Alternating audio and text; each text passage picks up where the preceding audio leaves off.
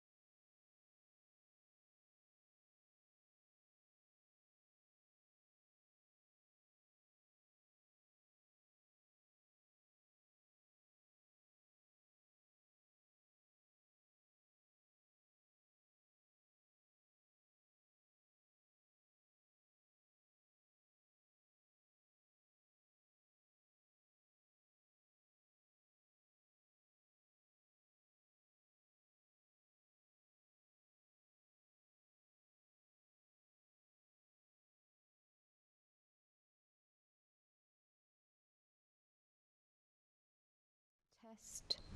1, 2, 1, 2, test.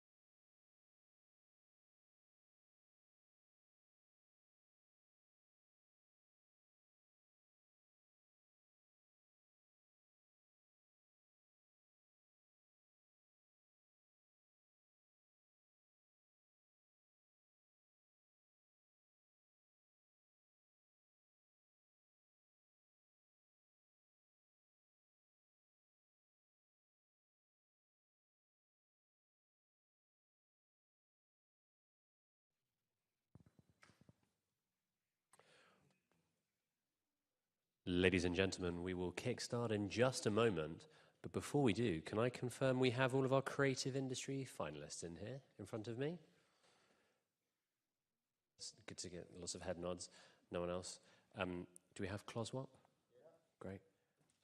Artloop? Ariana? Wearable Auction? And CocoPack. Fabulous. We have all of our early presenters here.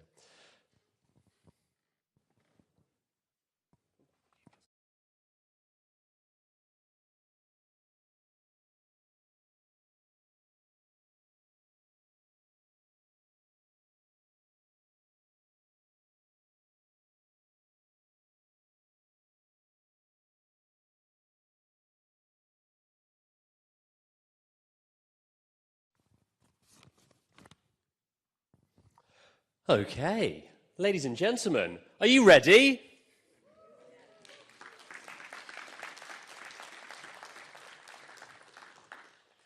I'm not sure about that. Are you ready?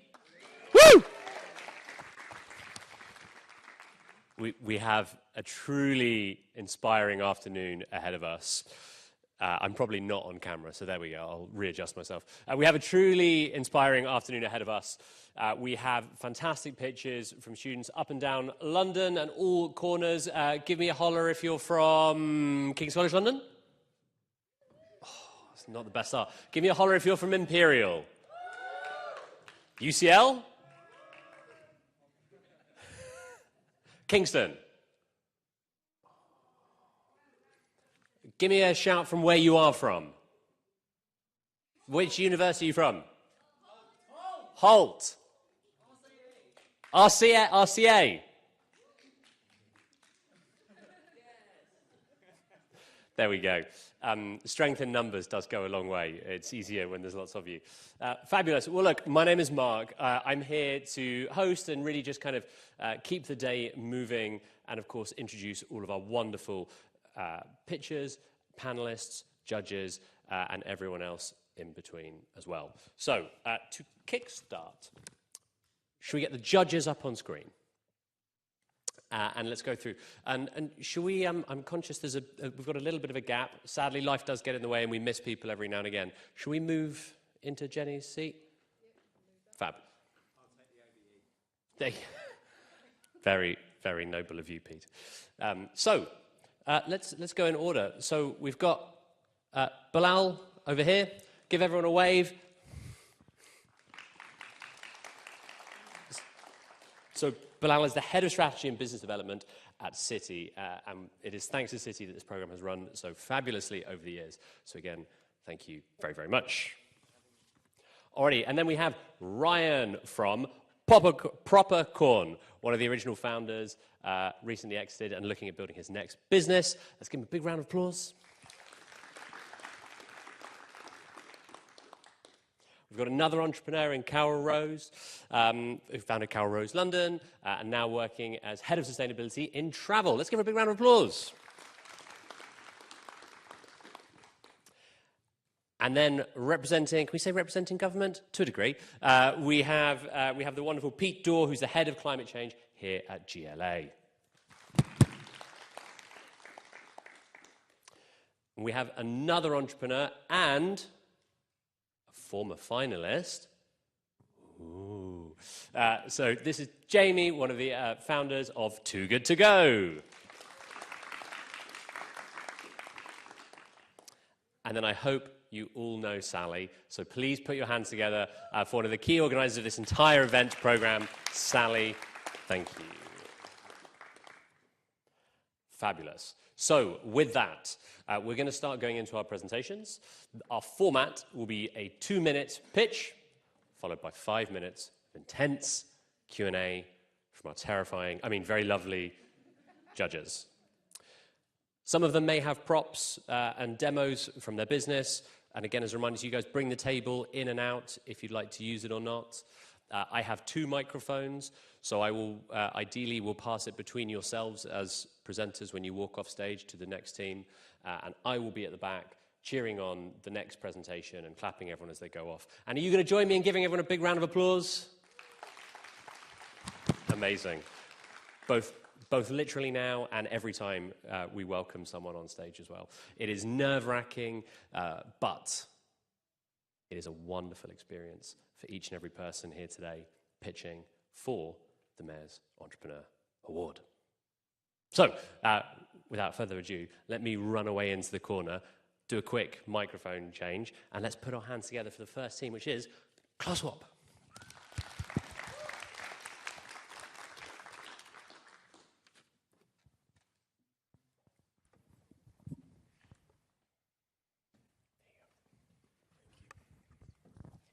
Check, check. Check as well. Are we good to go at any point? Good to go. How much do you think your wardrobe is worth? What about the box of clothes that you haven't touched in 3 years, or the clothes that your kids have outgrown? An average wardrobe is worth £5,000, 2,000 of which are unused. You're not broke, you're just not using what you already own. In the UK alone, £11 billion worth of clothing that could still be worn gets thrown away every year. If you think the market is oversaturated with second-hand options, well, why is it that so many clothes get wasted anyways? The existing options for reselling or renting are too slow-paced for the modern consumer.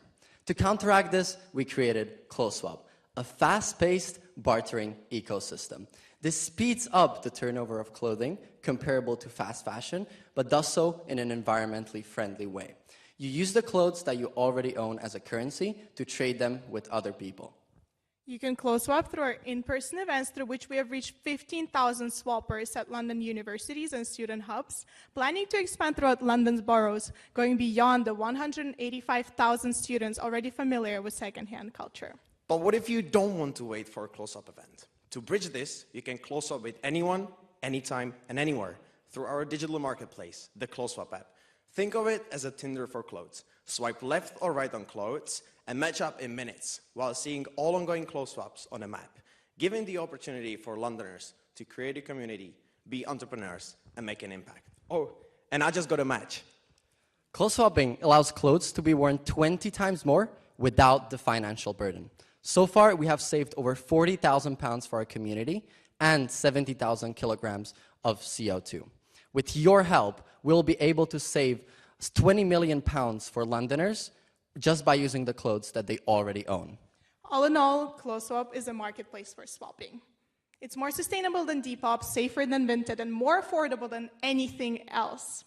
So, are you going to ignore the £22,000 hanging in your closet, or are you going to swap and claim what is already yours? Thank you.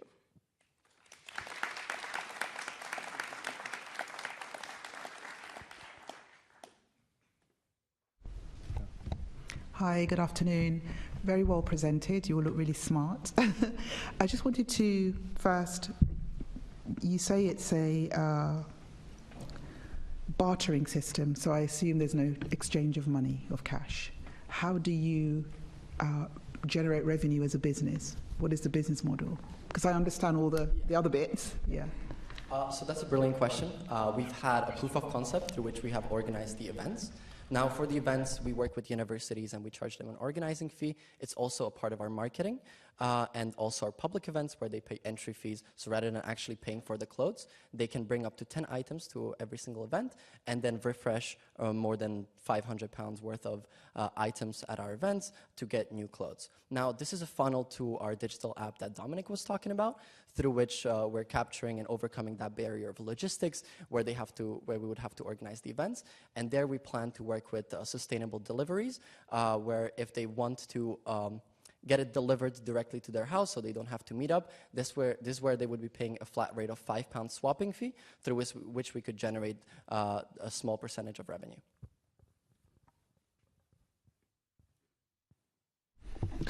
Have you thought about any other revenue streams beyond that? So I guess like advertising or using the data that you're collecting through the apps.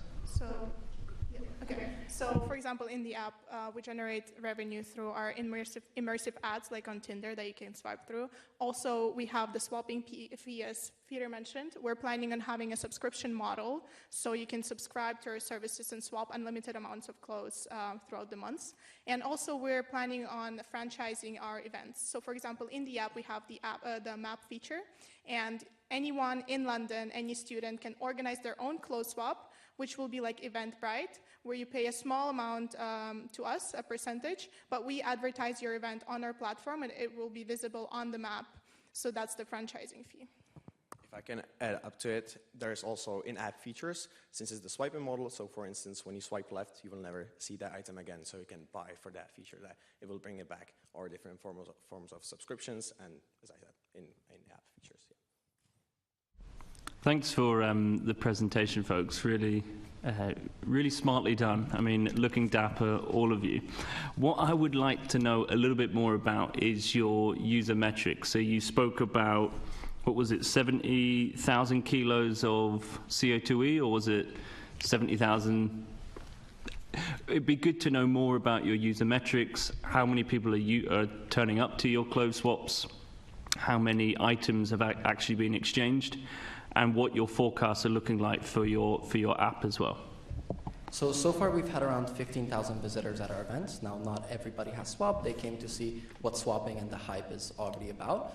So far we've had around 2,000 swaps, through which with every single swap they save around £20, because really that's the average piece of clothing that they would be buying, and also high quality clothing. At the same time, with every swap we prevent one item from being sold or produced, and this is how we calculate the impact with the CO2. And we've calculated that with every single piece of clothing produced, there's 33 kilograms of CO2 created, but also 3,700 liters of water. So combine that with the 2,000 swaps that we have had at our events, that brings us to the 40,000 saved and almost 70,000 kilograms of CO2. So 2,000 swaps, and then how much revenue have you generated within that? And what's the time period as well? Apologies if I missed that start date. So because it was a proof of concept, a lot of our events we gave away for free. So with organizing these events at universities, but so far we have generated around 4,000 in revenue, plus some grants that we've won, such as the Resolution Project, and some at our university, totaling to around 10,000. Again, really well done. Fabulous presenting. Congratulations, really good idea. I'm just interested to hear a bit more about how so there's a strong focus at the moment on the student population. Do you see this something that you could grow into other market segments, and have you tested that? So our development is split into 3 phases. We're currently in phase 2. We're organizing events with London universities. We actually yesterday got confirmed UCL for another event during their Freshers Week. What we're planning to expand into is growing into, again, different countries. We're launching our app within the next month. After that launch is completed, we're going to test it for 6 months, not monetizing it. After those 6 months, we're starting to monetize it, seeing how the concept works. Afterwards, we're planning to expand throughout Europe. So our first destination, we already have an established partner in Germany, in Cologne, that we've acquired quite recently. And there we're planning, each city that we enter, we have a blueprint that we use, that is usually events at universities, capturing the student market and the students that are already familiar with secondhand culture. Furthermore, it's I'm afraid that is your time. Thank you very, very much. Thank you. Thank you. So, over to our next team, which is Artlube. Let's put our hands together for Artlube.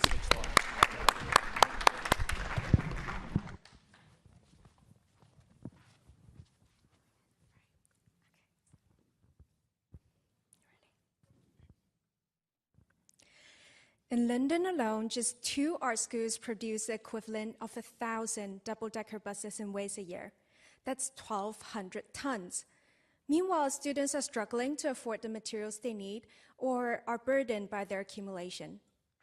Having spent 2 decades in London's art schools and seeing heaps of materials going to the bins just because we lack an in-school system to redistribute them, we've created Artlube to make a U-turn. Artlube is a social media trading platform empowered by AI natural language processing and computer vision, connecting sellers and buyers among the 65,000 students helping them make cash out of trash, find bargains, helping schools cut down waste and emissions. ArtLoop is the only solution on the market that leverages short-form videos as sales channel and integrates into schools' existing web systems. We are a B2B2C model where partners pay a yearly subscription fee. We also generate revenue from advertisement and sales made from our product made by upcycled materials. ArtLoop is supported by City's leading environmental officer and on-demand expert in the social media industry. The University of the Arts London and the Royal College of Art are enthusiastic with collaborating with us. In less than 7 days, we received more than 100 sign-ups towards our launch from just one school. With ArtLoop, we revolutionize the way the creative industry deals with waste and take a big step towards London's zero landfill target. Let's give the city's budding creatives a lighter, greener, and brighter future. Thank you.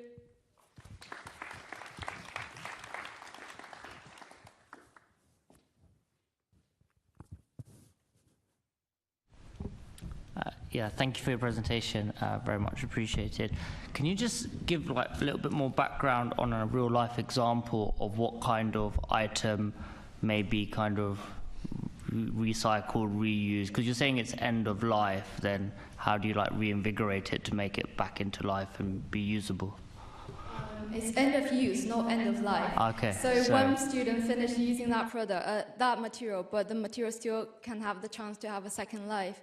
Like from the research we did in school, there are loads of materials like paper, textiles, fabrics, and metal, wood, and even like very special materials. For example, that student brought from home the beads made from like the local artist.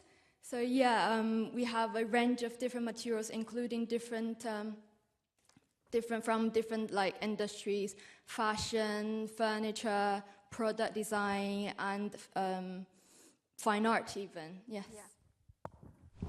Thanks for clarifying.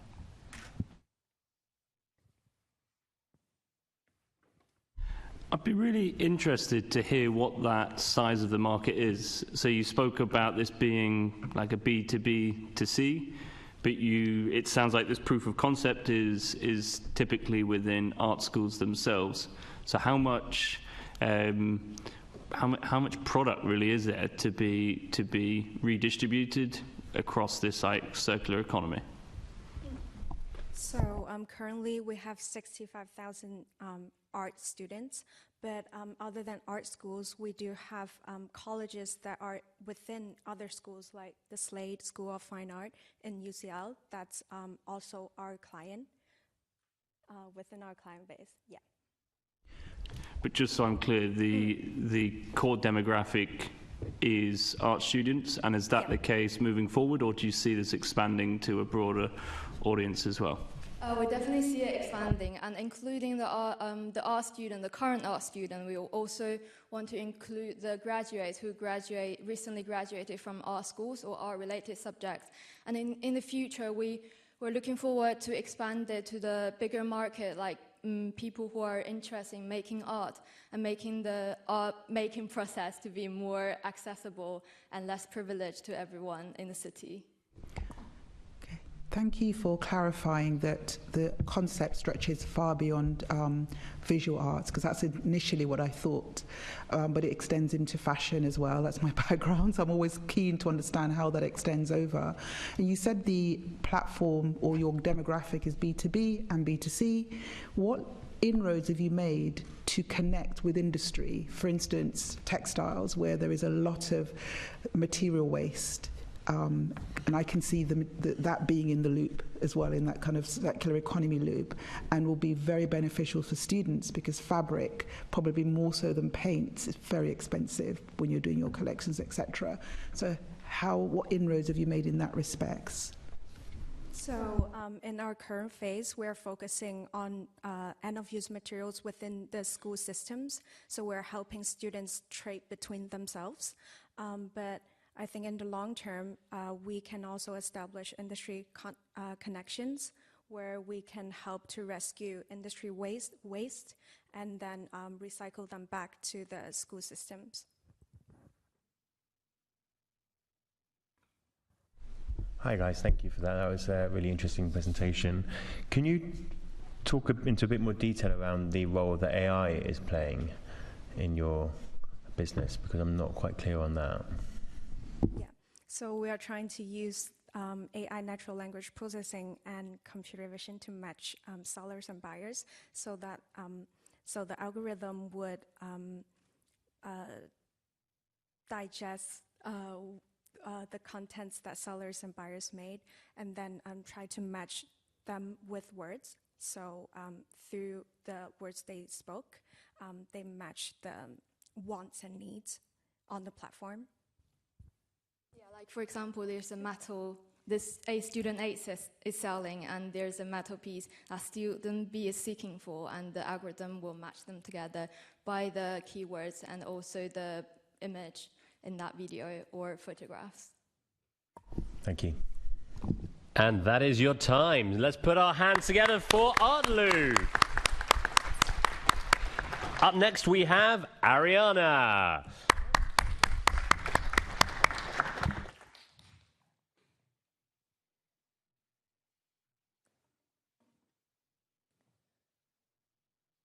So, hello everyone. Today I want to introduce the product Ariana as violin shoulder rest. What is violin shoulder rest? Violin shoulder rest is a product which adds the height to the shoulders and prevents instruments from sleeping. Nearly every opera stringers use it and need it. So, the problem associated with the improper rest is inevitable. Firstly, it will lead the incorrect position while playing, then the high and low shoulders, or they will even aggravate the scoliosis when it's persists for decades. My girlfriend is a violist who has been bothered for this problem for years, and it's very common for them, especially in London, a classical music capital of the world. As for 2023, there are professional violinists and musicians hit 143,000, excluding the student and musical lovers. The stringers, they would pay for £500 per year per person or more on the instruments and accessories. Back to the shoulder rest. There's no doubt that the players need these customized shoulders. Every musicians are physically different, but the interesting is there's no things happened in customized shoulder rest. So we, Ariana, as a solution, we want to provide a customer service as collecting the 3D data from the customer's shoulders. We analyze this as a best shoulder rest shape to match the dynamic playing positions through the algorithms and tests. Then we deliver these products as a 3D printing things to the customers. We hope this shoulder rest is just the beginning.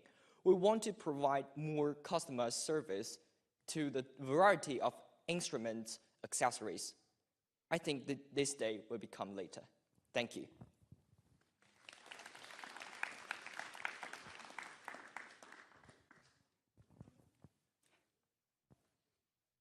So it's a prototype and made of carbon fiber and a gold.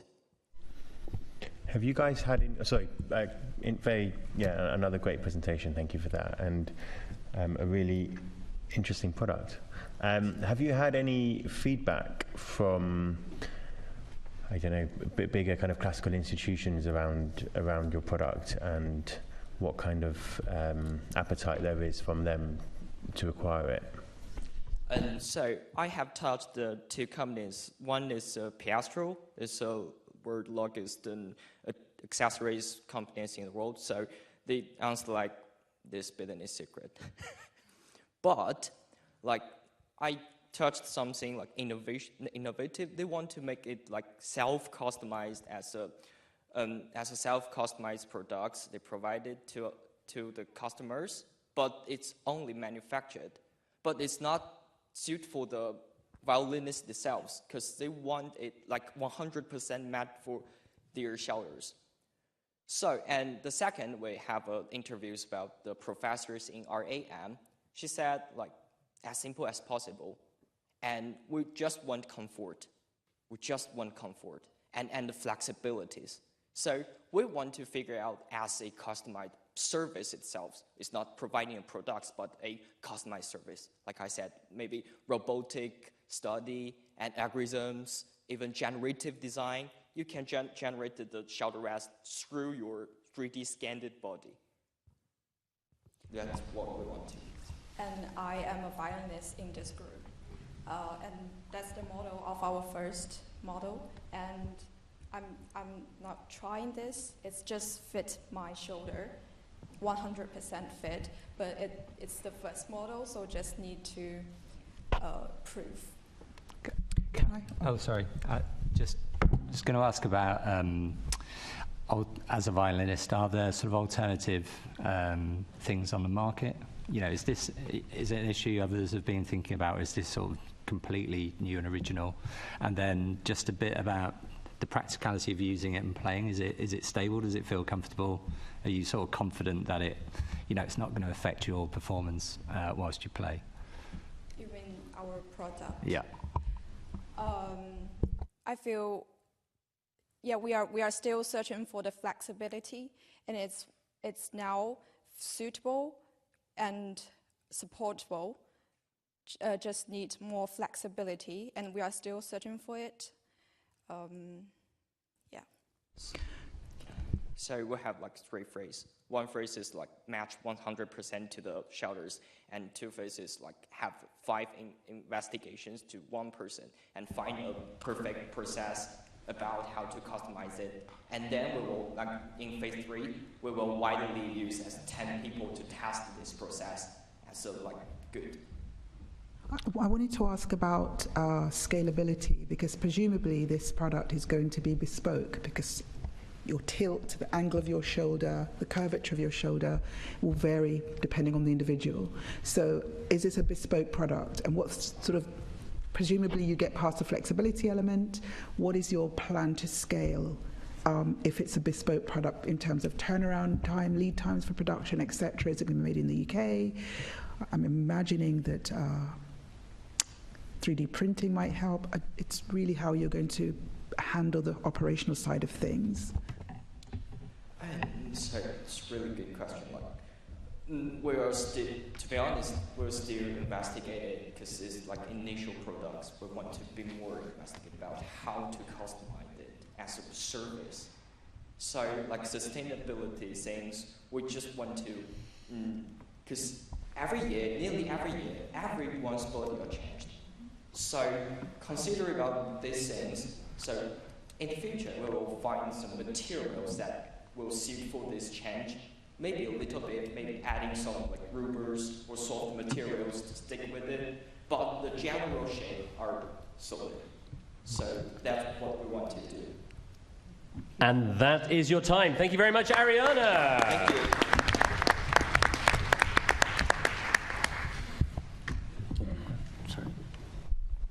Bilal, sorry to pick on you, but can I remind you to turn off your microphone when we're not asking questions? Fabulous. And then with that, please, let's put our hands together for Wearable Auctions.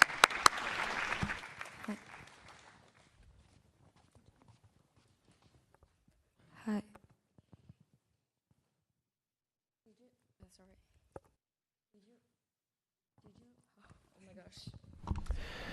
Hi. Did you know that London is one of the cities of the worst air pollution in the UK? Over 9,000 people die from the air pollution in London every year. The city emits about 15.7 million tons carbon dioxide each year. So how can we solve these problems?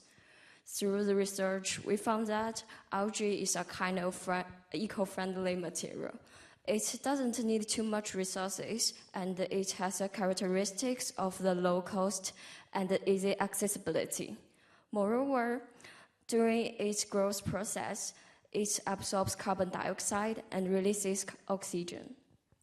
Therefore, we proposed a sustainable mutual aid system where people exhale gases will become the raw material for algae photosynthesis. Algae release oxygen, improving our surrounding environment. More important, 1 liter of algae can filter 23 liters of polluted air per hour. At the same time, jewelry provides a new way with people to interact with our surrounding environment. So we designed a series of ornaments, including necklace, earrings, and rings by extracting the shape of lamps like bronchial and olive oil. So we aim to integrate those advantages into people's life through accessories. And we have done a series of experiments and to make sure that material is realizable. So we believe that with your help, we can make the future is better and healthier. So we hope you can join us and we can change the world by wearing oxygen. Let your jewelry to become your personal oxygen bar. Thank you.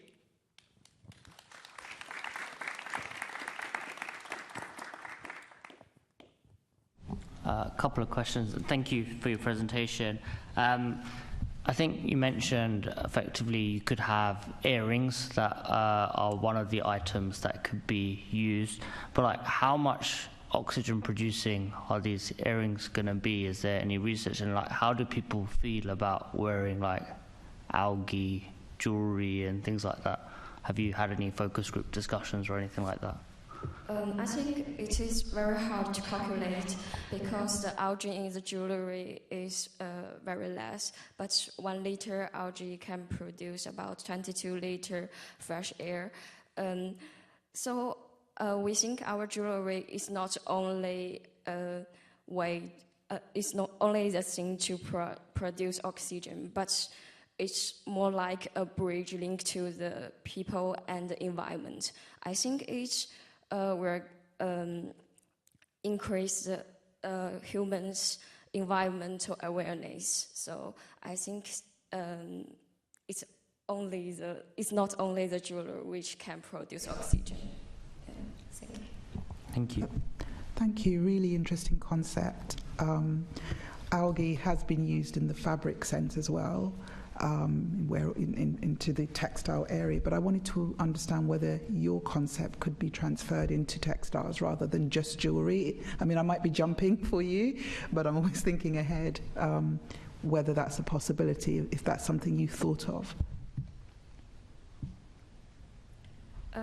Actually, this technology has been used in a larger area, such as texture and architecture and so on.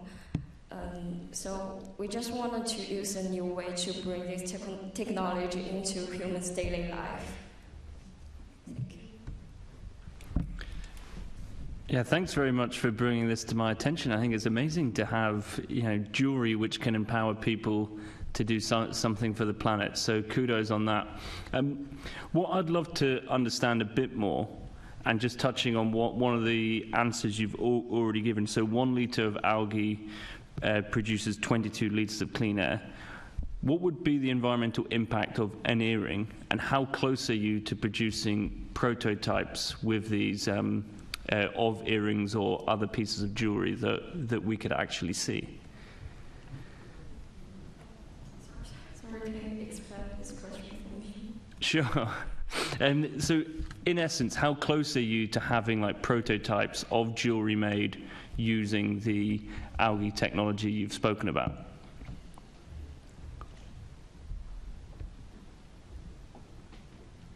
Or have I really misinterpreted the product itself?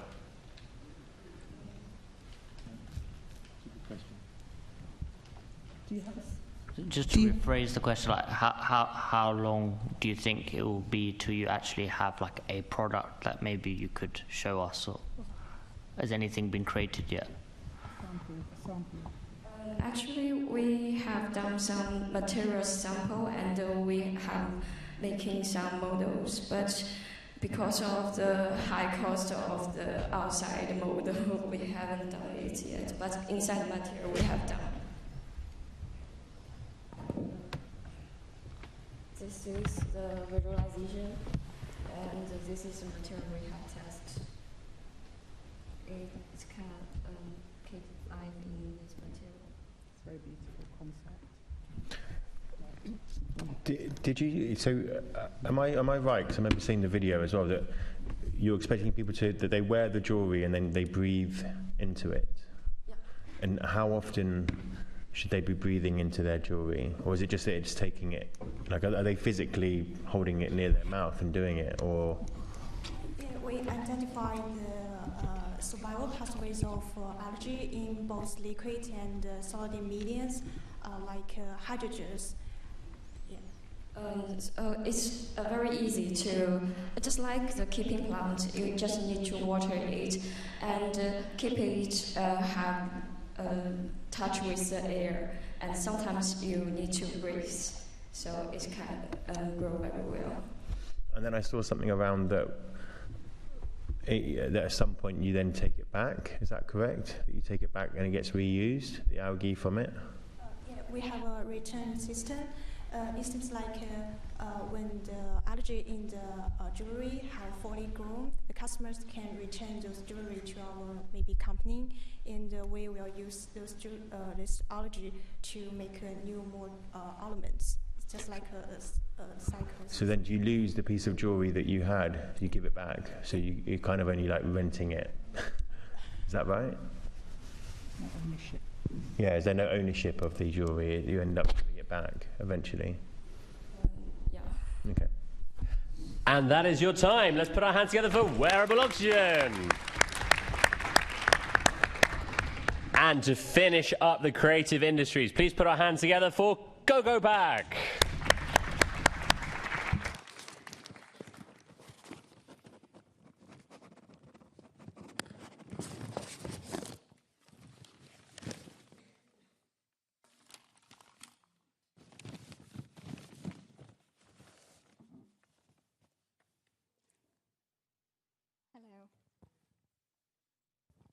I'll begin.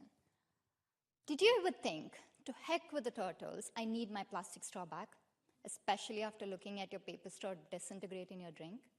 Well, we bring biodegradable straws that does not biodegrade in your drink. I'm Sanchita, here to introduce you to CocoPack straws. Our straws are made of fallen dried coconut leaves, a straw that offers comfort, durability, and that is easier on the planet. So let me tell you how it all started. My parents had a workshop that crafted plates from leaves, so I understood the potential of biodegradable materials from a very early age. This led me to start CocoPack, a company set to revolutionize packaging industry by offering sustainable choices. And our first choice to you is coconut leaf straw. With 1 year of shelf life, our straws have zero external coating of plastic or any other chemical, making it a healthier, better, and a guilt-free option. Unlike plastic or wax-coated paper straws, coconut leaf straws stay intact in hot beverages for over 30 minutes and all day in normal beverages. They have an inherent epicuticular wax, which is produced naturally, and the glue that is used to bind the straw is a certified biodegradable glue. The colors of our straw are neutral, making them brand-friendly, and they're sturdy enough to pierce through your favorite drink with ease. We are manufacturing in southern India, making way for sustainable agricultural practice in coconut growing regions. We aim to target FMCG sector in the UK, hospitality chains, hotels, restaurants, cafes, and in the process adhere to UK food regulation and policies. Now, with all this said, we know that London should be where it all starts. Not because it's one of the biggest metropolitan cities or the fact that it is one of the prominent trendsetters with wide-reaching influence, but simply because London cares. London cares for the environment, its people's health, and their safety. With innovation and sustainability at the core of our mission, CocoPack aims to lead the charge towards a more sustainable future, one sustainable choice at a time. Thank you.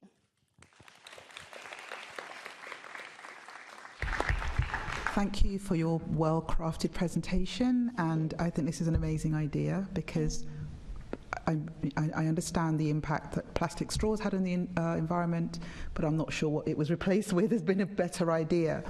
Can this product be developed into paper cups or reusable cups? Yes, this is coconut leaf straws. So we, as a company, we're also looking into other natural materials.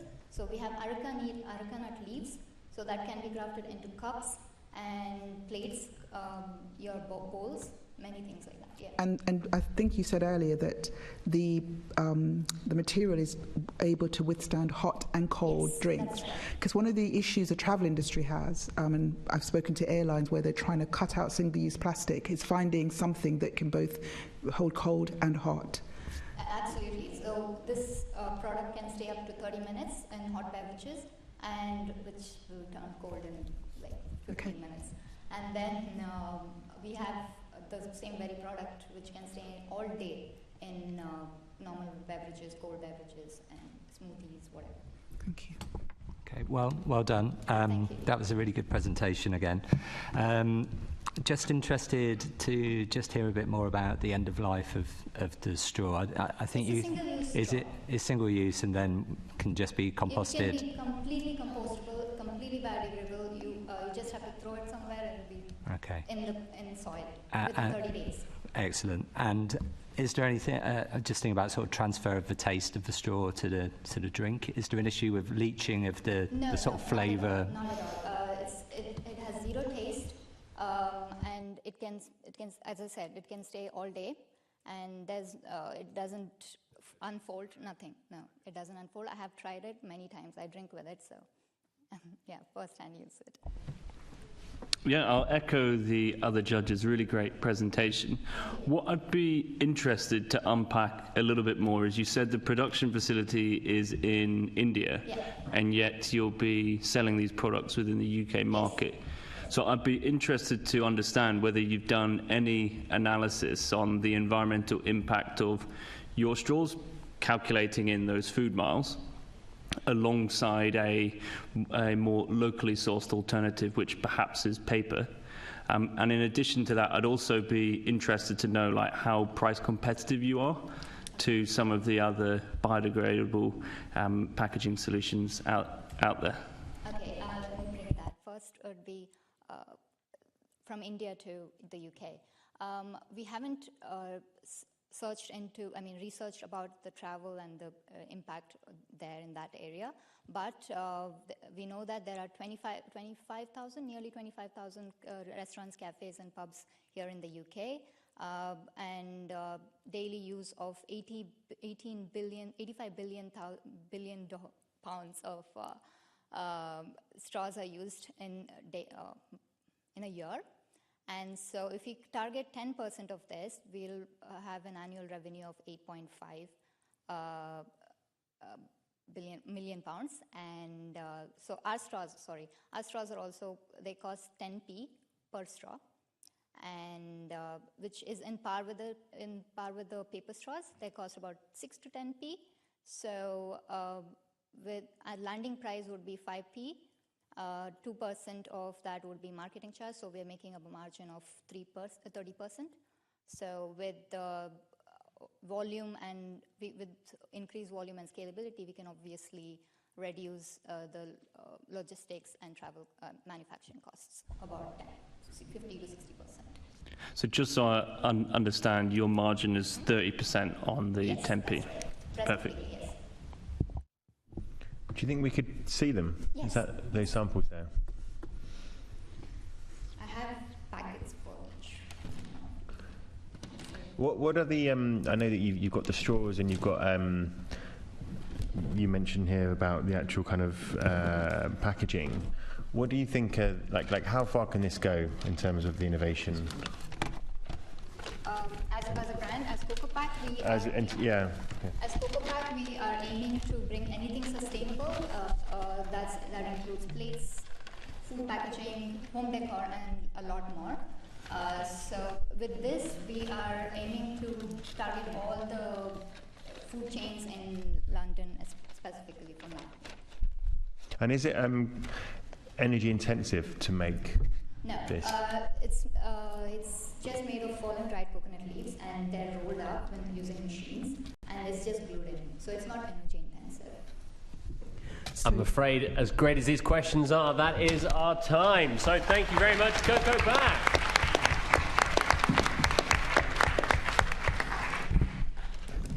Alrighty, judges, you've got 5 minutes to collect your thoughts, make a few little notes, and we are going to bring in the environmental finalists. So once again, if you put your hands together for Creative Industries, thank you all so much for your amazing pitches and fabulous Q&A. Thank you. Thank you very much. It's so amazing.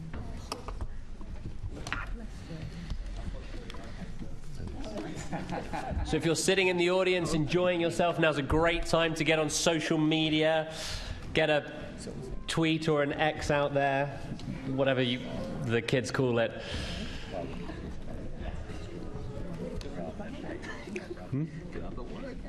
I don't know. How does one X?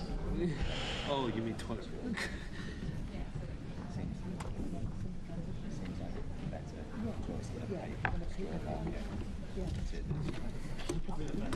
No, but I mean, so for me, it'd be great if you Any standouts for you?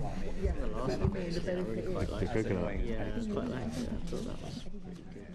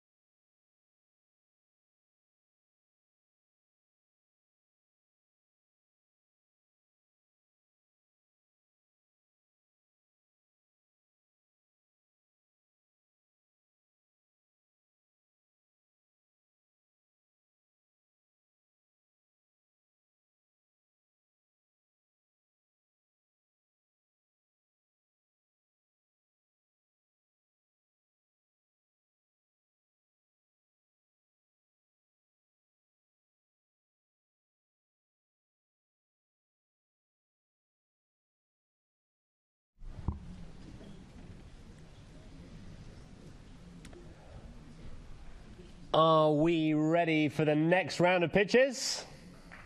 Yeah. Let's try that again. Are we ready for the next round of pitches? Woo! Alrighty, so we are moving into the environmental finalists. So with the first team, come up and grab the microphones. We have Phytoveran and Technology.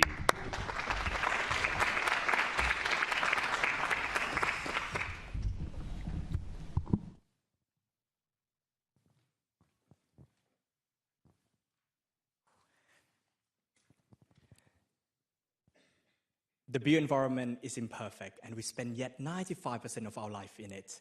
Hello, we are Phytoveran Technology, and today we can turn your everyday waste into a thermal-efficient construction brick. We can build a building with less energy and material with our innovative technology. Across London, 1 million people have to go through last winter without proper heating because the energy price is unaffordable. And this is the challenge that we're facing, and the problem going to re-emerge again in the summer when the heat waves strike. And that is already an evidence that showing our building and infrastructure today is already been outpaced by a climate and energy crisis. So let me introduce you to the interlocking semi-calcite passive brick, a sustainable brick, an innovative brick that's working to sustaining the temperature inside of the building, but at the very same time could act as insulator and a complementary to the HVAC system. We can tackle the challenge of materials, net zero, and energy all together in one brick. We position ourselves in one of the fastest growing sectors in the construction industry. It's a building energy solution. And with that, we position ourselves into promoting the climate and energy resiliency of the building. We have to rethink the way and looking for a solution that could adapt, a climate adaptation and working as a resiliency that can grow back with a higher temperature swing that we're going to facing. With energy consumption, we prevent building energy loss, promote thermal comfort, but at the very same time, working from the very foundation of the materials. This is the growing sector. We have a big challenge, we have a big opportunity, but at the very same time, a solution that needed to tackle this particular challenge. We are a team of experts, of architects, engineers, scientists, and entrepreneurs that working on to addressing this challenge with extensive background from construction, material, research, and development. With all of that, we are a team that working with leading research, University College of London, and with all of that, we are a team of Fighter Variant Technology, and with Mayor Fund for London, let's change London to become greener, cleaner, and ready for the future. Thank you.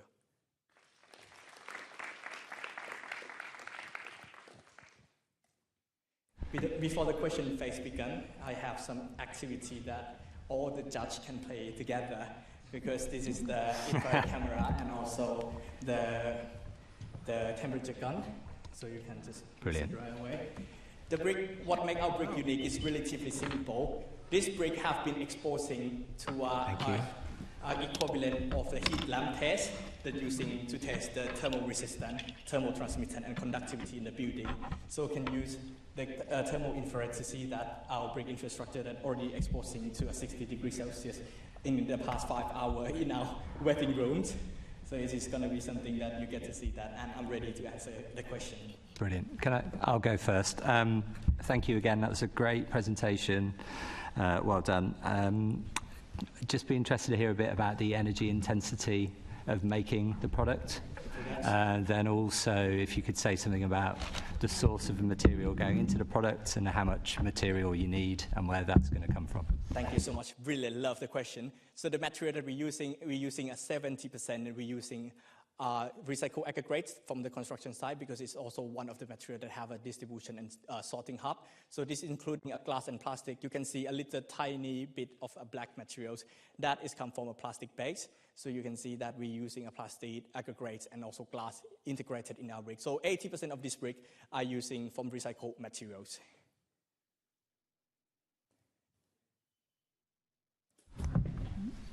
Thank you for your presentation, and thank you for demonstrating it as well. I think it's quite helpful to put it into context.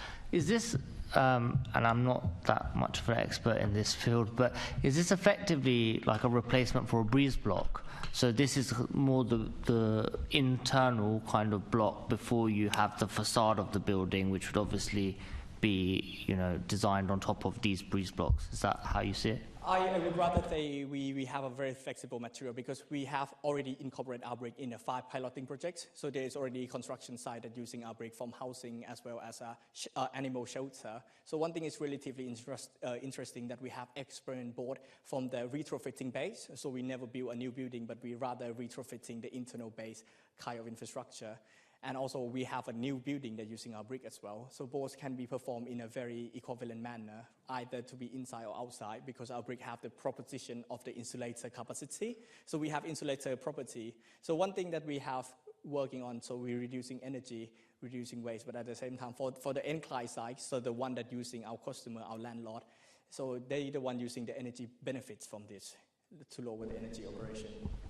Okay, thank you. But if it's on the outside, yes. I mean, for a warehouse, okay, it might look okay, but say it was my house, I'd want it to look a little bit more appealing, right? Yes. So would you do different designs? How would you address that? We have experimented more design. We have using red clay brick and other material as well, because the insulation capacity mostly come from the design base, because we're using the thermal engineering design, focusing on dissipating the heat conversion when it comes to the building. So that kind of manner, we can using other material as well. And right now, we're already experimenting with 20 materials that we potentially could applicable using in more diverse case and types of building needed. Thank you. Amazing presentation. And I can't claim to know anything about construction, the built environment. So please excuse me if my questions are silly. But I just wanted to understand the potential for retrofitting a building. I'm thinking of solar heating. You can adapt what you already have. And from my understanding, this looks like it's something that you apply to a new build. Is there a potential to reconstruct your existing home with either the inner or the inner, I would imagine, I don't know. Yeah, so the potential to retrofit. So luckily, I have direct experience working in sustainable retrofitting. I used to work for Schneider Electric before, and I used to work as asset manager with the Crown Estate in London. So definitely, I work on the direct project and retrofitting. So this kind of application is definitely possible in terms of integration, either from the outside retrofitting, external retrofitting, and internal retrofitting as well. Hey guys. Excellent. And oh, sorry, that is our time. Thank you very, very much. On to the next team, Medusa. Let's put your hands together for Medusa.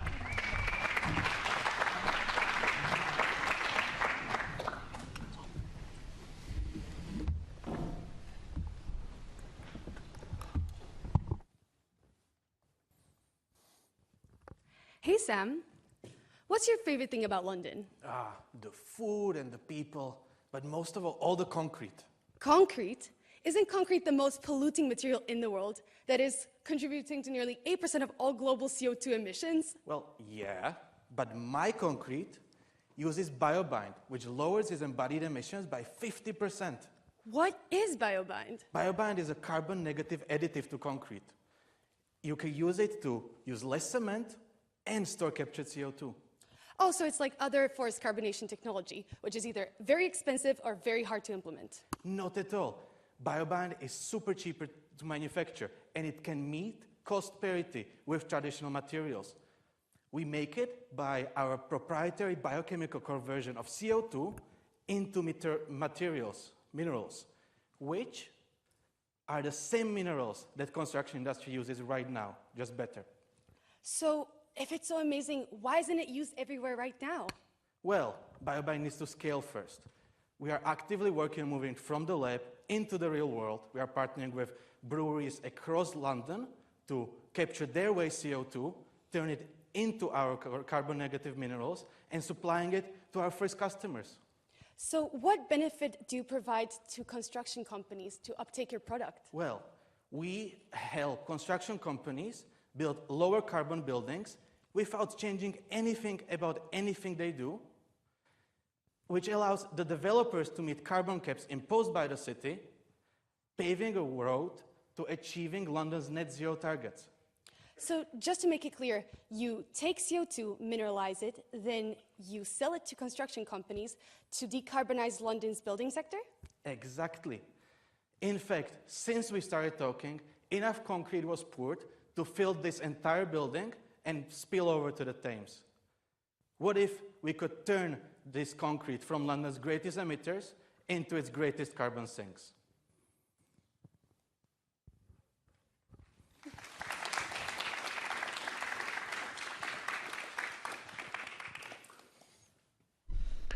Hey guys, that's really interesting presentation. How does the costs compare to the equivalent that is being used currently in the construction industry? Right now, we can make a few kilos, so we are nowhere near cost parity. At scale, we'll be supplying at the same price as current materials, which is roughly £100 per ton. And how do the properties of what you're doing compare? So is it as strong, the U values in terms of insulation, all those things? That's the best part of it. Our material is already included in the building codes, so industry knows how to work with it for the last 50 years. We just came up with a way how to make it carbon negative and do it in a cheap way.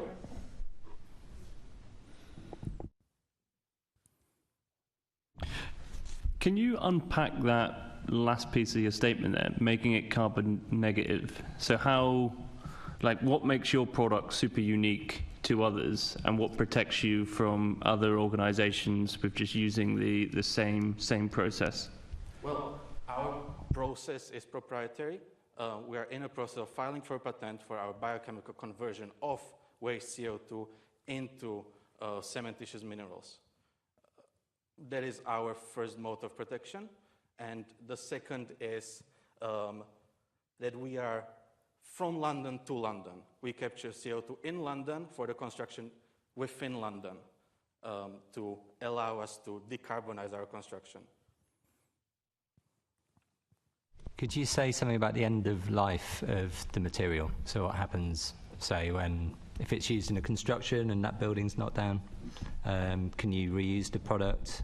You know, is there any sort of downside of sort of smashing it up into smaller aggregates, that sort of thing? Yeah, you can reuse the product.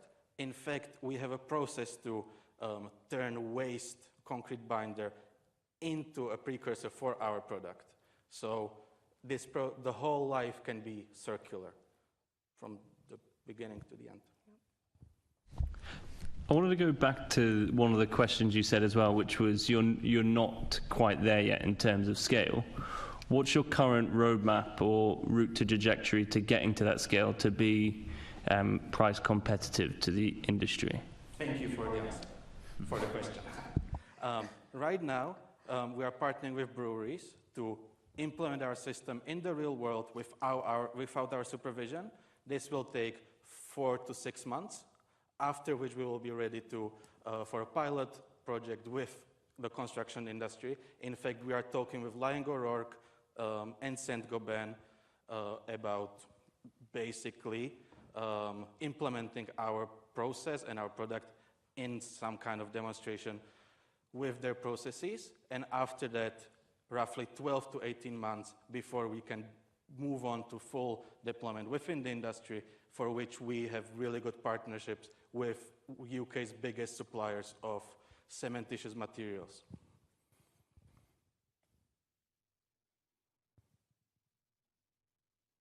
Have you spoken to any of those potential suppliers? Yeah. Or what are they saying? We have good relationships with EP Power Minerals, who supplies. So we're currently consulting for them. Yeah. And what are they saying to you? Could you just elaborate a bit? Oh, they're saying that they want it, they want to supply it. We just need to demonstrate that we can scale it up to thousands of tons, which we are trying now to do with our pilot projects with the breweries and going forward. It's actually a really nice process how we do it. Instead of just wasting money on scaling, we are already started to sell our product. For example, this kettlebell is made with our product. We sell it to producers of small concrete goods, concrete furniture, kettlebells, just so the scale-up finances itself. So essentially, construction is a low-margin, high-volume game. So what we're trying to do is target these more artisanal concrete makers now that need small volumes, but the margins are much bigger for us to self-finance. What would you use the investment, presumably, if you win this competition for? So half of the investment would go to support our patent filing, and the other half of the investment would go for the second generation of our prototypes to be implemented in the second brewery. And that's our time. Thank you very much, Medusa. Up next, we have Celio. So let's put our hands together for Celio.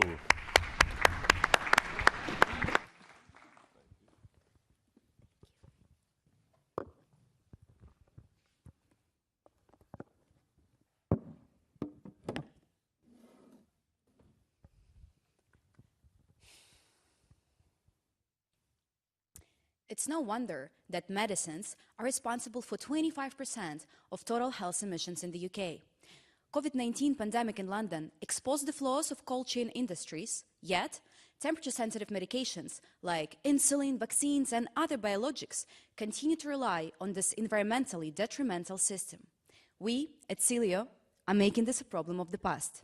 My name is Diana, and this is Emanuele, and we have developed a material that is capable of keeping vaccines cold passively, eliminating the need for refrigerated vehicles that emit as much CO2 as 9 average UK cars, and polystyrene that currently occupies 30% of UK landfill. Our solution stands on 3 main pillars: enhanced thermal performance. It self-regulates its own temperature by using sweating mechanisms much like our own body. Environmental consciousness by being fully biodegradable, and adaptability.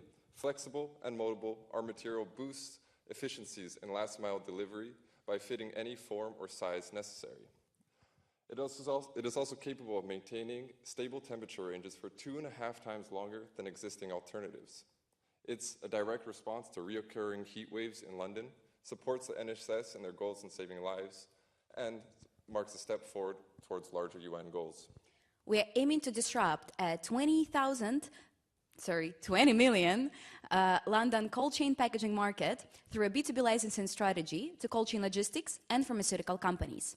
Having access to world-class research facilities, we are currently supported by Imperial Enterprise Lab, Dyson Industry Advisory Board, and 2 advisory board members specializing in material science and cold chain logistics.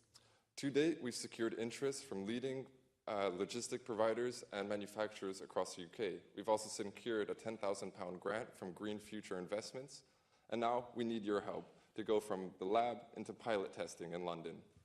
With your help, we'll be able to produce Celio packs with each prevent 20 kilograms of CO2 from entering our atmosphere, making London a leader in global health equity and environmentally conscious design. Thank you very much.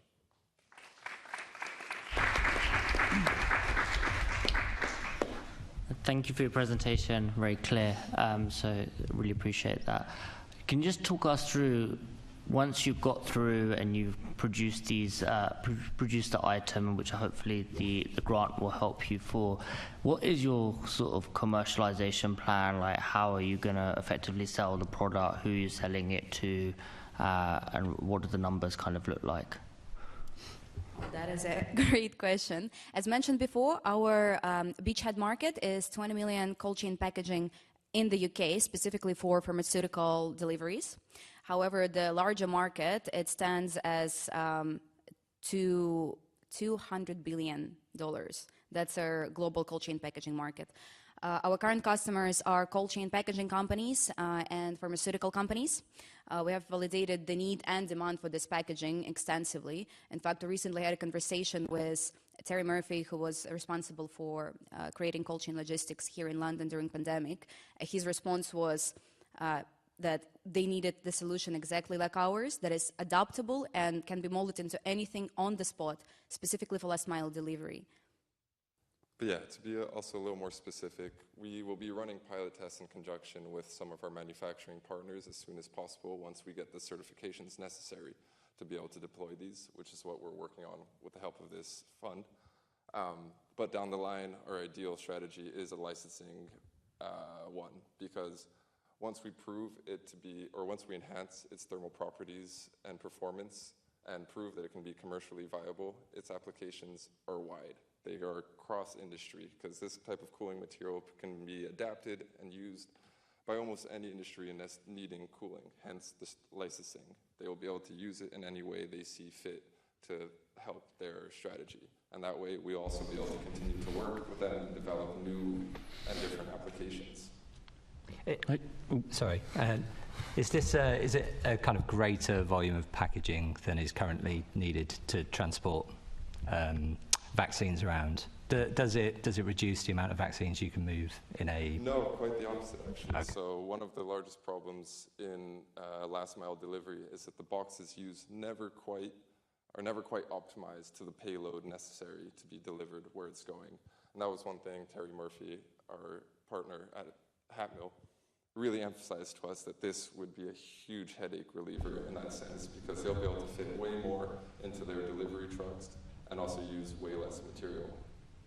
Quick question from myself, and you spoke about how this can be applied across different industries that are needing cold chain. So a big one at the moment is food delivery, and I wanted to understand from yourselves, like, where do you currently sit on that competitive sort of landscape? Like, presumably there are other players out there researching this space, and sort of how much further along are you or behind to these other players in the industry? Specifically for food delivery? Well, I mean, more broadly speaking, right? Yeah. Because these things could be applied across different sectors. We love this question. We've been asked it every time. Well, the first part that we want to say is that the market for food packaging, it is a larger market indeed, but the market is way more saturated. At the same time, the margin is so much lower, and arguably the impact is less valuable because currently there is a very specific gap in the market, specifically for last mile deliveries for pharmaceutical companies, and it keeps growing. The market for the last 5 years, specifically for pharmaceuticals and temperature-controlled medicines, it almost doubled globally, and it will only continue to happen so with the current trends. And the second part of the answer is that our material is capable to go through the stringent requirements and regulations once we secure our AP. So we are almost not scared to take on the challenge and tackle the pharmaceutical deliveries.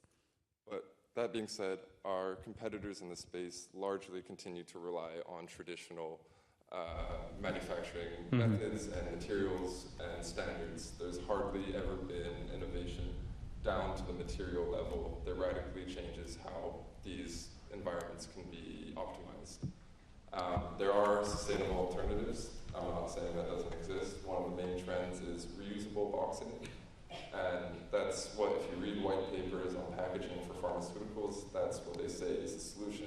But when you I'm afraid that is your time. Thank you very much, Celio.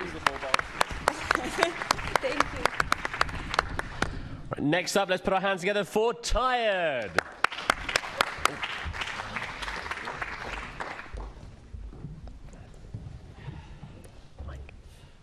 Hello, my name is Lancelot. I'm the CEO and founder of Tired. Question, who here cycles? Nice, nice. Great! Okay, well, did you know that in London there are around 700,000 daily cyclists? And they prevent around 5 million kilograms of CO2 being pumped into our atmosphere every day. That's around 6,000 flights to New York. And this number is only growing. By 2028, we're going to see more bikes on the road than cars across all European capitals. And cargo bikes are going to halve the number of vans needed in London. But my question to you today is, how is this all going to get maintained? You see, I worked as a bicycle mechanic for years following up to my postgrad. And what I noticed was how inconvenient, inefficient, and unscalable the current practices are. It often left cyclists waiting 1 to 4 weeks to get their bike repaired, and some not even continuing to cycle because of the hassle. And so, after work, I used to go around with my mountaineering backpack on with all my tools in, and I used to fix bikes myself. And from that, Tired was born. We put together a great team and built the first fully decentralized repair platform for the micromobility market. We remove any inconvenience linked to getting your vehicle serviced. Instead of going to the shop will now come to you. We service bicycles, e-bikes, e-scooters, cargo bikes, and now wheelchairs. And this is done through our passionate team of mobile mechanics and our strategic part pickup points. To date, we successfully completed over 500 repairs in London and have partnered with some great clients like Savills, CBRE, the Gherkin, Workman, and the UK Parliament, where we have a 3-year servicing contract locked in. But we want to provide servicing to all Londoners and eventually the United Kingdom and globally. And we can do this with your help. So please, let's make London a less congested, safer, and greener city. Thank you.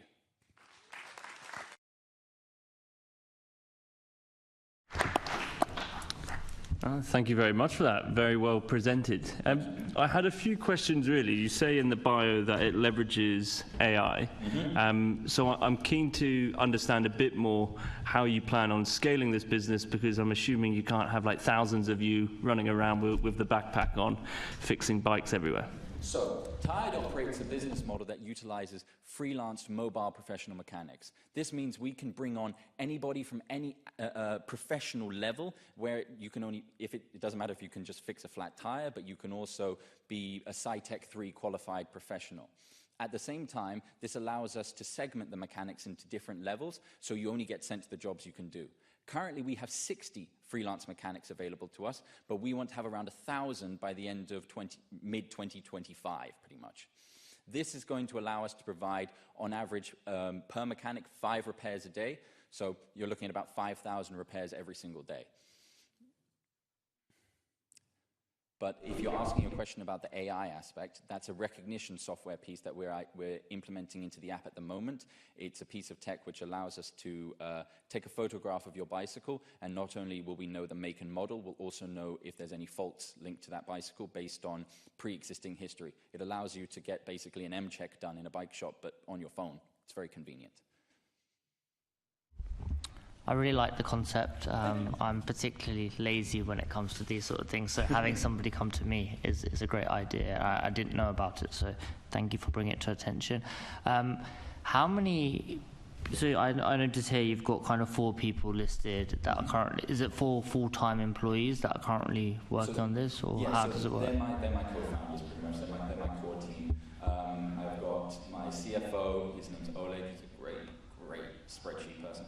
My CTO, Daniel, he runs our code. Nikita, he manages the operations and sales side. And now Sam, who's our product officer, he actually owns 2 manufacturing facilities in Asia that manufacture bicycle parts. And so with him, we've been able to integrate our supply chain and also set up 10 locations in London where parts can be picked up from. Okay, and that leads to my follow-up question. So if you were to get the funding, what would it actually be used for? Primarily, this funding will be going to us being able to expand our reach within London. The 500 repairs we've completed has been done with no marketing whatsoever. This has only been done through either word of mouth or the clients that we've currently visited, but we want to be able to expand across all of London, and to do this, this would be utilizing marketing methods and also being able to work with go to events that we're planning on working with. So, for example, we're planning on trying to set up an arrangement with Wheels for Wellbeing, which is a disabled bicycle design company. And to do that, that'll be an expense to us primarily because we'll have to train new mechanics to do that kinds of things. And that's also where the investment's going to go to. How does the cost of a kind of typical service compare to a sort of local bike shop? And then what's the impact of turning up and actually not having the parts and having to sort of, collect those parts and come back? Is that significant, and what proportion of bikes you would see would that be? Well, the benefit of what we're doing is that we never go to a customer without knowing the make and model. That's done in the initial diagnostic process. At the same time, when it comes to making sure we have the correct parts, we always have, at the moment we're doing it manually, but the software will do it automatically, when we're able to see all the specifications of the components, so we know that the customer has got those parts on their bicycle. However, if the customer has customized it, we have a chat feature where you can speak to the team directly and coordinate with that. I apologize, what was the other part? I was just asking about the cost of a sort of service compared to a bike shop. So we don't like the idea of just offering like a bulk service option. We're very focused on bespoke services that suit what you need. Some people may just need a flat tire. Some people may want a full gold service. We offer 3 key services, an instant repair service, which is an under 30-minute sort of AA situation, like flat tire side of the road situation. We offer the second service, which is a scheduled service that allows you to book a larger service at your convenience. There's typically a bit more communication and identification of fault at that point.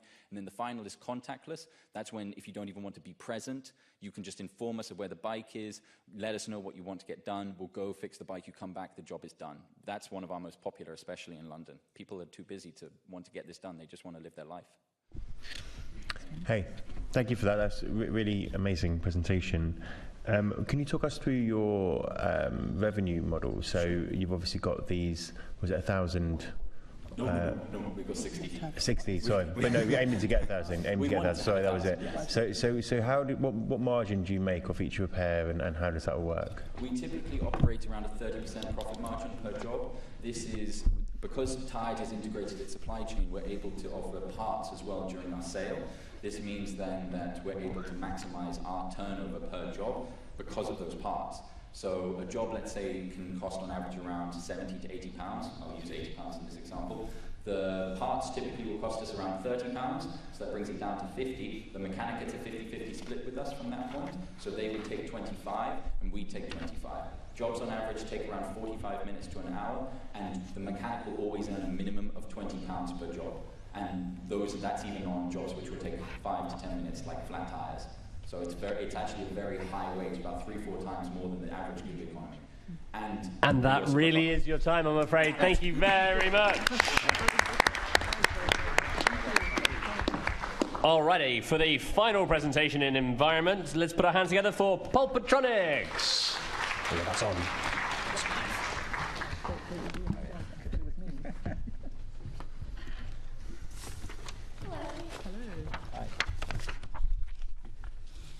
Did you know that 18 billion RFID tags are made every year, only to end up in landfill as e-waste?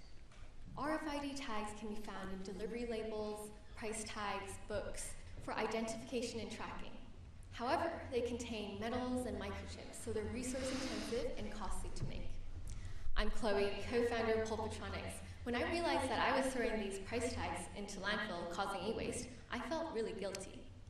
Imagine if we could create smart tags from just paper. No more metal mining, no more unnecessary e-waste. Pulpatronics develops chipless and metal-free RFID tags that can cut CO2 emissions by 70%, reduce components, and simplify manufacturing. We're also able to cut costs in half, improving our margins from industry standards of 8% to 40%. With the global RFID market reaching $36 billion by the end of the decade, and 60% of tag production going towards fashion industry, we're starting with sustainable fashion brands first, before expanding to packaging and logistics. Since last June, we've spoken with 70 stakeholders, secured 8 letters of intent, and have 3 multinational businesses lined up for pilots. We are a team of innovation design engineers with backgrounds spanning natural sciences to engineering and business. We have won 12 awards, and we were named top 10 products in 2023 by Dezeen. Every year, 450 million parcels are delivered across London. Pulpatronics can help improve efficiency by putting all of our tags onto these parcels. Our tags can save the entire delivery industry 1.2% of their entire year's greenhouse gas emissions. And we can help London accelerate towards net zero. Thank you.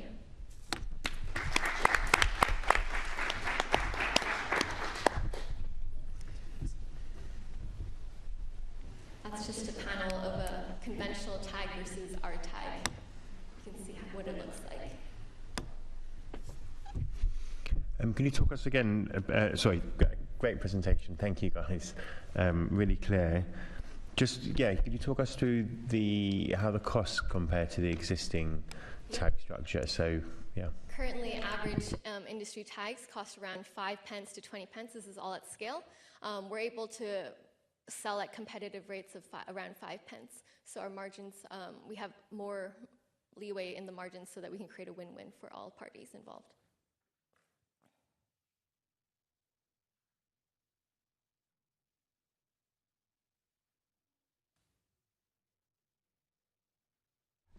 Interested just to hear a bit more about other potential applications as well.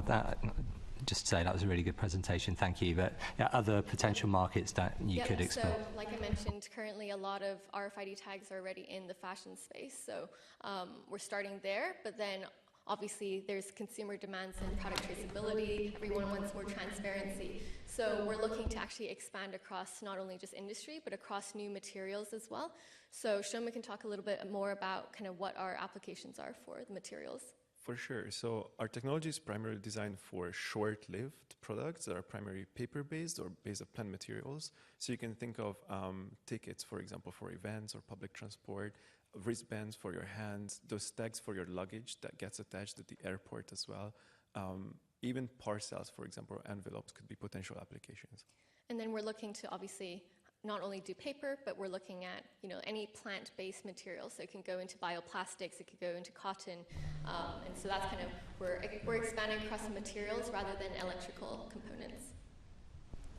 No, thanks again for the presentation. I'd be really keen to understand what your biggest challenge is right now from stopping you from scaling further. So you mentioned these 8 letters of intent. What is stopping you from being the leading player in this space and really disrupting it further? Yeah, the first thing is we're not only we're not even a year old, So we still just have to push the R&D a little bit further. So right now, we've been able to test and validate a lot of our product in a lab environment. And so we've just been moving into, we won a research grant lately. And so we're kind of moving it into an stimulated environment testing. So we're just doing a bit more testing. And then one big, bottleneck is our paper is proprietary. So we need to basically be able to kind of scale that up a little bit and have like a roll-to-roll basis in order for us to actually fulfill the pilots of quantities of around 1,000 tags. And just to add on to that, so exactly as Chloe said, RFID is a volumes game.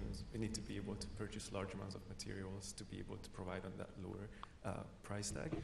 And additionally, another big bottleneck for us originally to go to market with this technology was that it uses a different RFID standard, basically because of the chipless design. And so we've came up with a product that we call the hybrid tag, which would then still be compatible with existing infrastructure, but would already be able to cut costs and would already be more sustainable than existing RFID tags. Amazing presentation and a very simple but effective concept product. What is the potential of growing this? You mentioned cotton earlier. It's currently for short term product, but what is the potential perhaps for this replacing a back neck label in fashion? That comes to mind. Yes, definitely. I think right now short-lived so that it deals with, we're not adding any additives into the paper. It's purely just paper. It can go back into paper recycling, very efficient. So I think as we get more complex to have to deal with wash cycles and whatnot, we might have to create some sort of like coating around it, and obviously that adds a bit more complexity. But I think the goal is to be able to create RFID tags on all sorts of products, exactly kind of like what you said, so then you don't have to have more labels in your clothes. And lastly, what would you use the prize money for? You talked a little bit, I thought you were going to talk about a patent there, or? Yes, so definitely. So we actually already have filed 2 patents. We are looking to bolster another patent with for our paper substrate optimization. So that's where the money will be going. And a lot of what we're also looking to spend is on sustainability accreditation. So we're currently B Corp pending, but sustainability is at the core of our company. So we want to make sure that we can put some money to make sure that all of our production line is foolproof.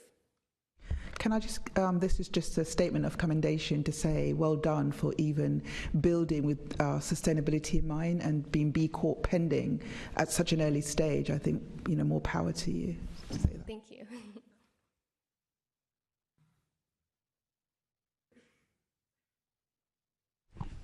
Well, in that case, that is our time. So let's put our hands together for Pulpatronics.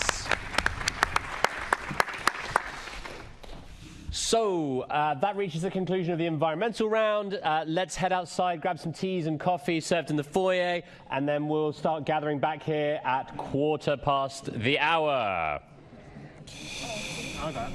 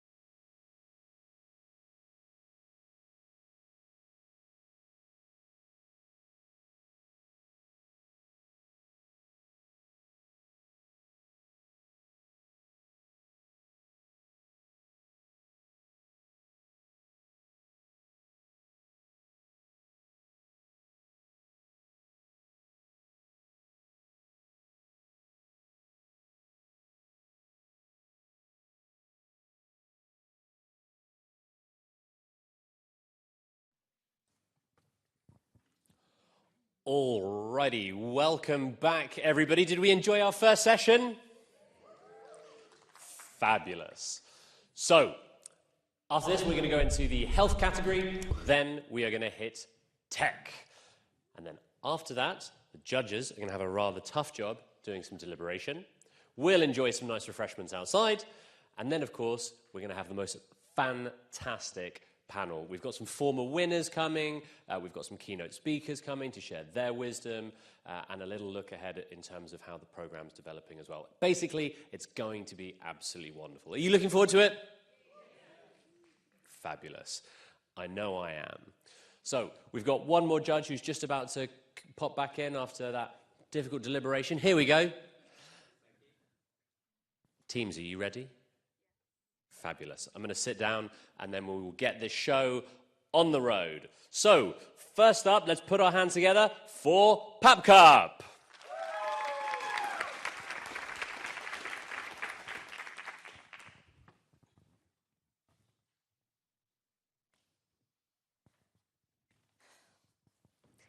I had my first smear test about 3 years ago.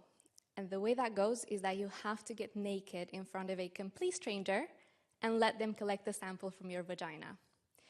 It is uncomfortable, painful, it can feel degrading, which leads to about 30% of all women to skip their appointments, putting them at risk of cervical cancer.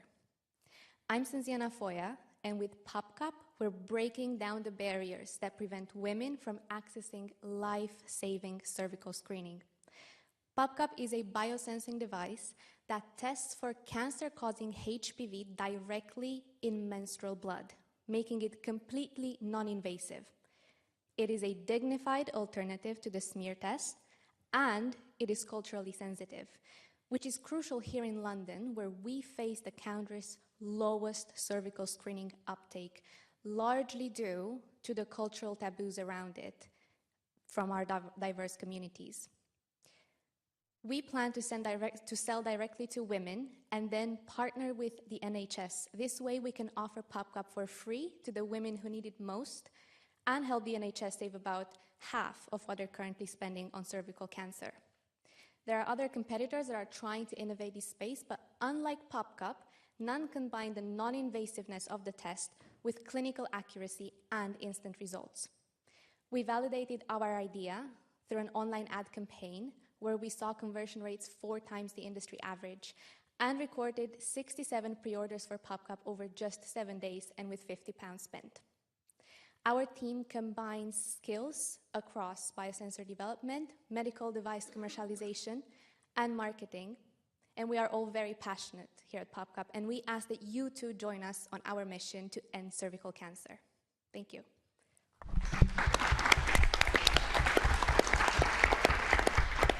Thank you for that and for addressing a situation that is horrifying for women and a very degrading way of getting tested. I have to psych myself up every 5 years to just go and do that. So a great presentation as well. You talk about the way of getting the samples from menstrual blood. What about women who are not menstruating? Yeah, so PapCup is also, it works with samples like traditional smear test samples. So we focus on menstrual blood because this is the most non-invasive way to collect a HPV sample from the human body. But it works with a traditional cervical swab for women who don't menstruate, who are either at menopause or are on the pill. So basically, if you're a non-menstruating woman, you have to go back to the original thing for testing. No, so you can still collect a sample with a swab, and there are plenty of self-collection kits out there. The way they work is that you have to self-collect at home, and then you have to send your sample to a lab so they can test it for you. But we can also provide one of those self-collection swabs for women who don't menstruate, so they can conduct the self-collection yourself and then still test with the device.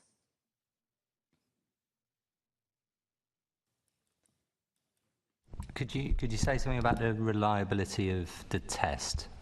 both versions that you've described versus, you know, going to the GP and having the test done? Yeah, so the gold standard right now for HPV testing, which is part of the smear test, is PCR. And with a very low, very modest budget of £500, we developed our proof of concept for our biosensor, which nearly matches the sensitivity of PCR. We will need some more R&D funding to get it close, but even at that level, we can still test for HPV so the amount of HPV in the menstrual blood is larger than our lower limit of detection. In terms of false positives, if that was also what you were asking, we have tested with DNA sequences that were nearly identical to the HPV target sequence, and we had no response from our sensor. So we're confident that we can test for HPV only in the sample. Is there any... So lovely presentation. Thank you for that. Very clear. Is there any IP that you can protect if you've got things in being patented? And sorry to be a guy who probably doesn't know much, or as much as I should do. How does it actually work? I'll start with how it actually works. So the PAP cup is a device as large as my fist, and it works with disposable cartridges. I say disposable, but after use, we collect them back in line with circular economy principles. So you put your menstrual blood sample in the cartridge. You can collect it with a swab, kind of like the COVID test. You put it in the cartridge, you insert a cartridge in the PAP cup. This way we also avoid cross-contamination, and we ensure that we can use PAP cup in GP surgeries across many patients. And as soon as you insert it, it triggers the biosensor, so it starts detecting, and results are virtually instant, so you don't have to wait through lab times and everything. IP. So the IP revolves around certain different components of PopCup. One of them is the biosensor itself, and then there's also the device design, so kind of conducting all these steps that we currently conduct in the lab in the device with the push of a button. So there's that as well. Just trying to understand the market or the marketing of this product. Will you then become a medical supplier to the NHS, presumably, or private healthcare providers, etc.? That is very much in line with our social mission. So we really care about getting through to the women who, when I say women who need it most, those women that normally skip their appointments are oftentimes from underprivileged backgrounds and underprivileged socioeconomic backgrounds. So that was an important kind of pillar of PopCup. But I had countless conversations with women since I started this, and there's also this drive to pay for it, like to just kind of, they would rather pay for something than go through the traditional smear test. So hence this kind of sequential rollout where we're thinking that first we can sell it directly to women and then partner with the NHS. The advantage of doing this is also the NHS is a very hard system to penetrate, and it's really fragmented. So we're trying to de-risk our company and provide as much evidence as possible that women actually want to use this before I'm afraid that is our time. Thank you so much, PAPCup. And up next we have Reconnect.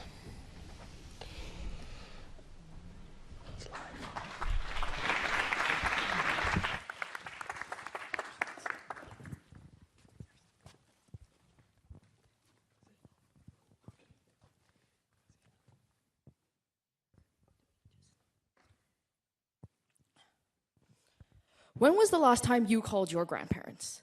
What were their weekend plans? Reconnect is a revamped subscription-based Eventbrite. We're repurposing underutilized clubs to provide events and get-togethers for the elderly. In a city as hectic as London, there are overlooked silent crises, the growing loneliness of the elderly. Seniors aged 65 and over are the least likely group to engage in social and cultural activities due to low accessibility. Reconnect is changing the game. We're transforming nighttime clubs into vibrant daytime hubs for elderly. Picture this: masterclasses of technology, pop culture showcases, themed social events, all tailored for elderly to reconnect with the ever-changing society. Our business plan is straightforward but powerful. We offer weekly events and work on a monthly subscription basis in the range of £30 to £50. We aim to attract 25% of London's elderly who are eager to learn new things. This gives us a monthly market potential of £10 million. Reconnect isn't just about events. We're about creating connections. So, we're about creating connections.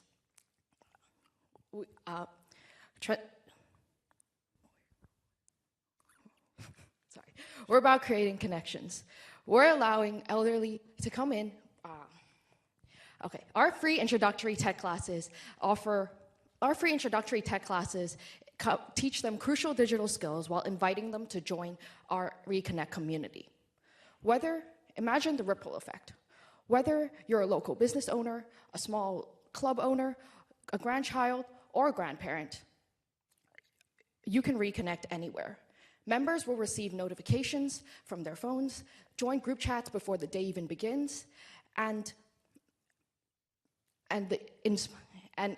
increasing anticipation and fostering relationships. So when you're investing in Reconnect, you're not just investing in a business. You're investing in our grandparents, in our parents, and our future. Thank you.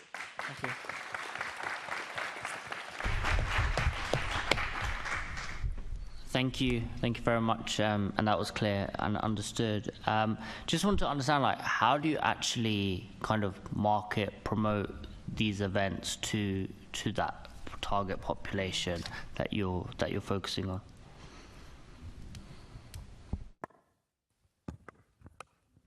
Oh yes, so we plan to market through social media platforms, so to the actual children and the grandchildren of the grandparents that are feeling lonely and nothing to do on their weekly day.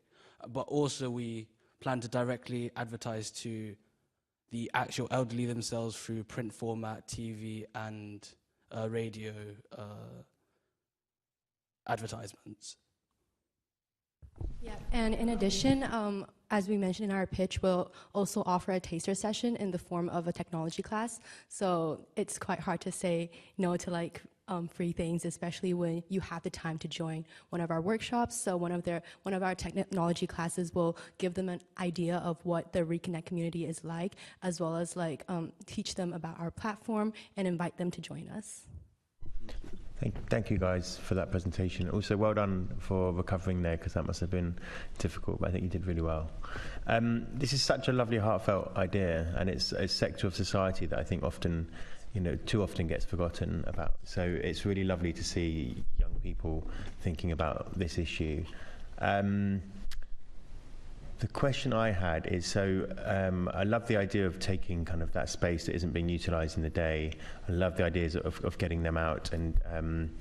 But is there, or what do you think are the issues surrounding the logistics in terms of getting these people? Yeah, some might have disabilities. They've all got, they might have their own issues. Getting them into those venues, but also when they're there, do you see there being, what happens if something goes wrong? Health and safety issues. And so, have you guys put any thought into that? Yeah.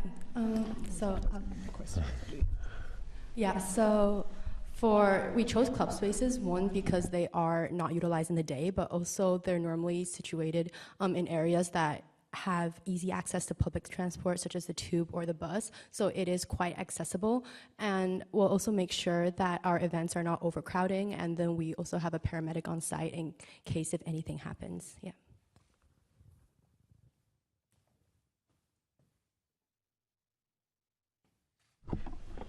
Have you? I'll continue. Have you thought? So the commercials you were saying is between is it £30 to £50 a month subscription? Map that out for us. How big can this get? What do you see the take up being? I think you said it was at 25%, but where can this go to? Yeah, so a really good question. So basically, we're currently looking at age over 65, which is about 1 million residents in London. And what we had basically streamlined that down to was 25% who are people who have responded, who are actively engaged and want to learn more. And that would give us about 250,000 potential users. And with a conservative estimate, we kind of are estimating, let's say, a cost of running is about £800 for each session, which rounds up to about, we said 3 sessions a week, which puts us at about £5,000 to run an entire month of sessions. And so within the first month, we were expecting just even 200 members subscribed would be enough to double our, would give us a 50% profit margin, because that answers your question. Thank you. I'll echo Ryan as well. I think really strong pitch and a really great idea. Actually, this is an area which is close to my family's heart. My dad helps run a charity which is about positive aging in London. So a lot of what you're saying rings true. My question was more centered around where you are on this journey yourselves. Like, how close are you to being operational, and what sort of user testing or testing have you done so far? So currently our business idea is in the very early stages of development. We're currently in the R&D process, the research and development mostly. So this means that we have yet to currently host the events and invite the elderly. However, we have, for example, I've spoken to my grandparents about this, and they have all agreed that it is a really great idea. And so we've gotten really positive feedback from the elderly community around us that I think it's quite beneficial for our business. We do foresee, though, for building out the plan, it will not take a very long time, because all the resources are already there, which is kind of the unique point for our business, given that the underutilized spaces are already existent and we also already have the potential market. It's really just putting the 2 and 2 together to build that puzzle. Again, just echoing the sentiment, an amazing idea and well needed and well researched, so well done to all of you, and also to recover from your presentation, perfectly done. Presumably you win this segment. What would you spend that purse on? What would be the next stages for you to be operational? So I think we mentioned about collaborating with other businesses, especially those workshop leaders who are under-recognized and they need a platform to show their skills and get people to learn and engage in what they're doing. So our next step would definitely be taking the time to screen our potential partners who will be running these workshops with us, as well as establishing the partnership with the clubs. And we'll definitely be using the money to start hosting our taster sessions and inviting in potential subscribers. And a portion of that would be preliminary building the app, which we do not expect to require that much because it's quite a simple app.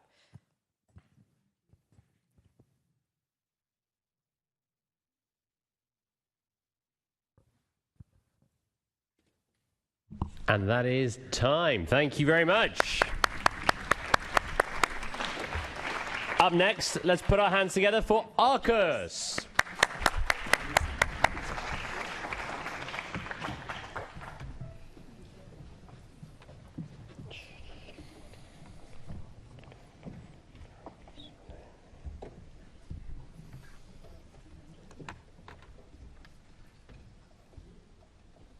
The UK's dental crisis can't be ignored. Last year, 12 million people in the UK couldn't get an NHS dental appointment, meaning some people resorted to using pliers to pull out their own teeth. In London alone, 60% of dental practices aren't accepting new adult NHS patients, and almost a third of children aged only 5 have already suffered tooth decay. We are Arcus, and we've created an at-home checkup solution to increase access to dental care. It works in 3 easy steps. Firstly, you use the Arcus device to take images of your mouth. Then, your dentist reviews these images with help from our algorithms. And finally, the Arcus app displays your personalised oral health report. With this, dentists can conduct 4 checkups in the same time as 1 traditional checkup, letting them see more patients. Unlike other solutions, Arcus is developed for the dentists, increasing their profits by up to 90%. We sell to dental practices in a B2B2C model, charging them per patient per month. As design engineers, we're able to transform ideas into successful products. Already, in the last 6 months, we've developed and tested our prototype with over 35 dentists. We are already in discussions with the UK's leading dental groups, including Bupa, and we're in the semi-finals of Imperial College's Accelerator programme. To continue, winning this competition will enable us to build our MVP and begin trials in several dental practices across London. From here, we can tackle the wider UK challenge. Looking beyond that, the problems we've described exist throughout the world, and we believe Arcus can have a global impact, catapulted from London. We are Arcus. We are tackling the dental crisis.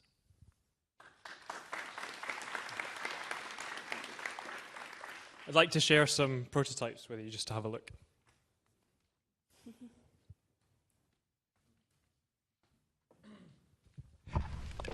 Thank you very much. That was a really good presentation again.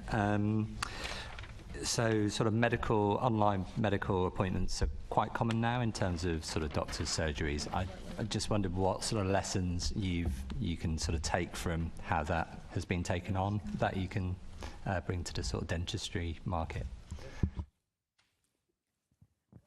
Well, compared to these kind of online consultations, we're a bit different than that because they don't really meet the needs of dentists specifically. Dentists really need to be able to create like a holistic checkup through a digital checkup like ours. And at the moment, it's more like a conversation they're having, so they can't see the teeth properly. And what we are doing with our technologies, we have a specific light wave that allows us to capture these anomalies in the teeth. Thanks again for the presentation, folks.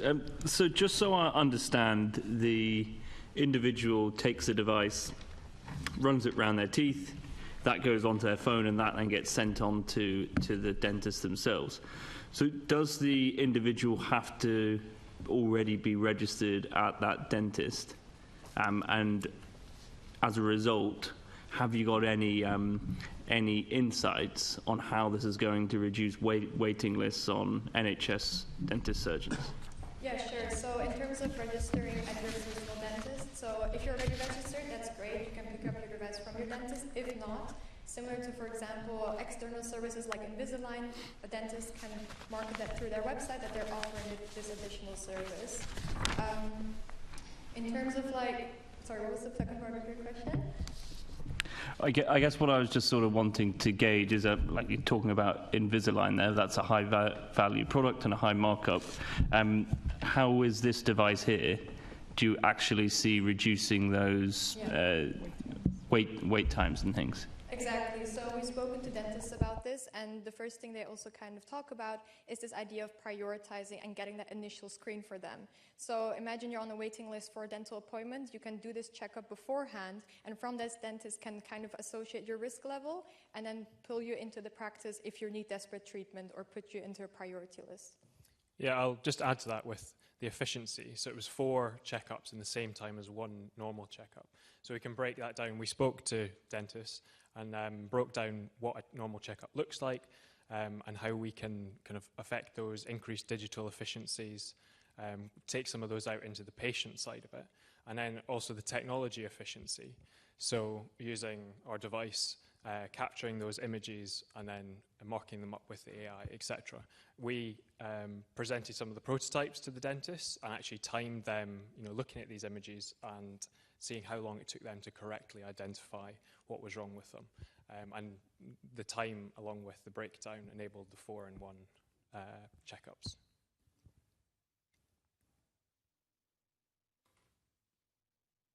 Sorry, I'm just visualising my last trip to the dentist to get Invisalign. And there's an element of where they had to see me in person first, even though I'm registered with that dentist.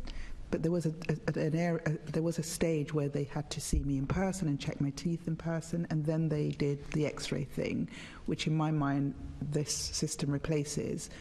So are you saying that with this system, if you're not registered with the dentist and they don't have your history of seeing you personally, that section is cut out, you don't need it anymore?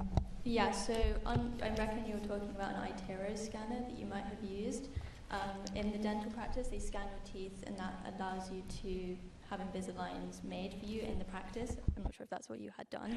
Any process at the Yes, dentist, yeah. For instance, I wanted to remove my amalgam fillings. Ashamedly, I have those, but it took me going to the dentist in person first, and then they had to do like an X-ray, which produced some visible, a visual image of my teeth.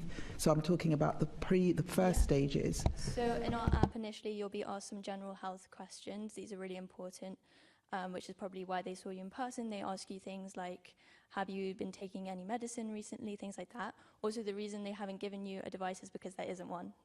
So that's what we're trying to make. We're trying to make a device that can give you a checkup from home. None of the other ones do that. So they might have given you a device to check if your teeth are aligning properly, but they can't see things like your gum health or if your soft tissues are also healthy in that. So that's why you wouldn't be able to do a full checkup from home and wipe ours. So you're basically cutting out that initial face-to-face visit with the dentist and having all the impacts on the app. Yeah, and full if you circle. need to come into the practice, obviously they will assess anything in person before they start drilling your teeth.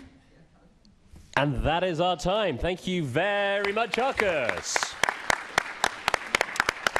Next up, we have Alpha Vectors Biotech. Just the one. Let's go. Thanks. Oh, you do need to.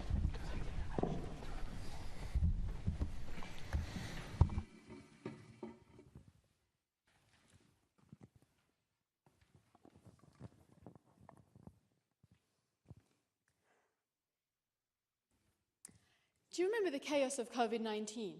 Vaccine distribution was slow and expensive, and this is because vaccines needed to be stored at minus 70 degrees Celsius, but GPs didn't have the freezer capacity to be able to store such large numbers of vaccines, especially in densely populated areas like London. Imagine how many lives could have been saved if this cold chain storage wasn't necessary and vaccines could be accessible to all globally, quickly and effectively. What if I told you there is a solution inspired by nature itself? Introducing our revolutionary technology, virus-mimicking nanoparticles. My name is Hapinpreet, and this is Rongjun, both from Imperial. And here we have the next generation of nanoparticles that mimic viruses to help deliver vaccines more effectively into cells. So these nanoparticles enhance the stability of vaccines to an extent where they're stable at tropical temperatures, and they help reduce the doses required for immunity by tenfold. So this vaccine in our patented nanoparticles is still stable even though it's been in my bag all day. And this innovation removes the need for costly cold chain storage, which poorer countries often lack the infrastructure for. And this breakthrough could save approximately $300 million in annual supply chain costs. And typically, cold chain storage contributes to about 80% of overall vaccination costs. So by removing it, we're making these vaccines more accessible to those in need and paving the way for a greener future. So what does this mean for you? This means more efficient treatments, fewer side effects, and better protection for vulnerable populations. Our technology is addressing global challenges head-on, from future pandemics to other diseases like cancer. Our business model focuses on co-developing products as well as out-licensing our technology. And with commercial traction from GSK and a validation study in place with them, our technology is poised to make lasting impact in global health. So we are an expert team of bioengineers, business advisors, and entrepreneurs, and together we will redefine the future of vaccine delivery, one nanoparticle at a time. Thank you.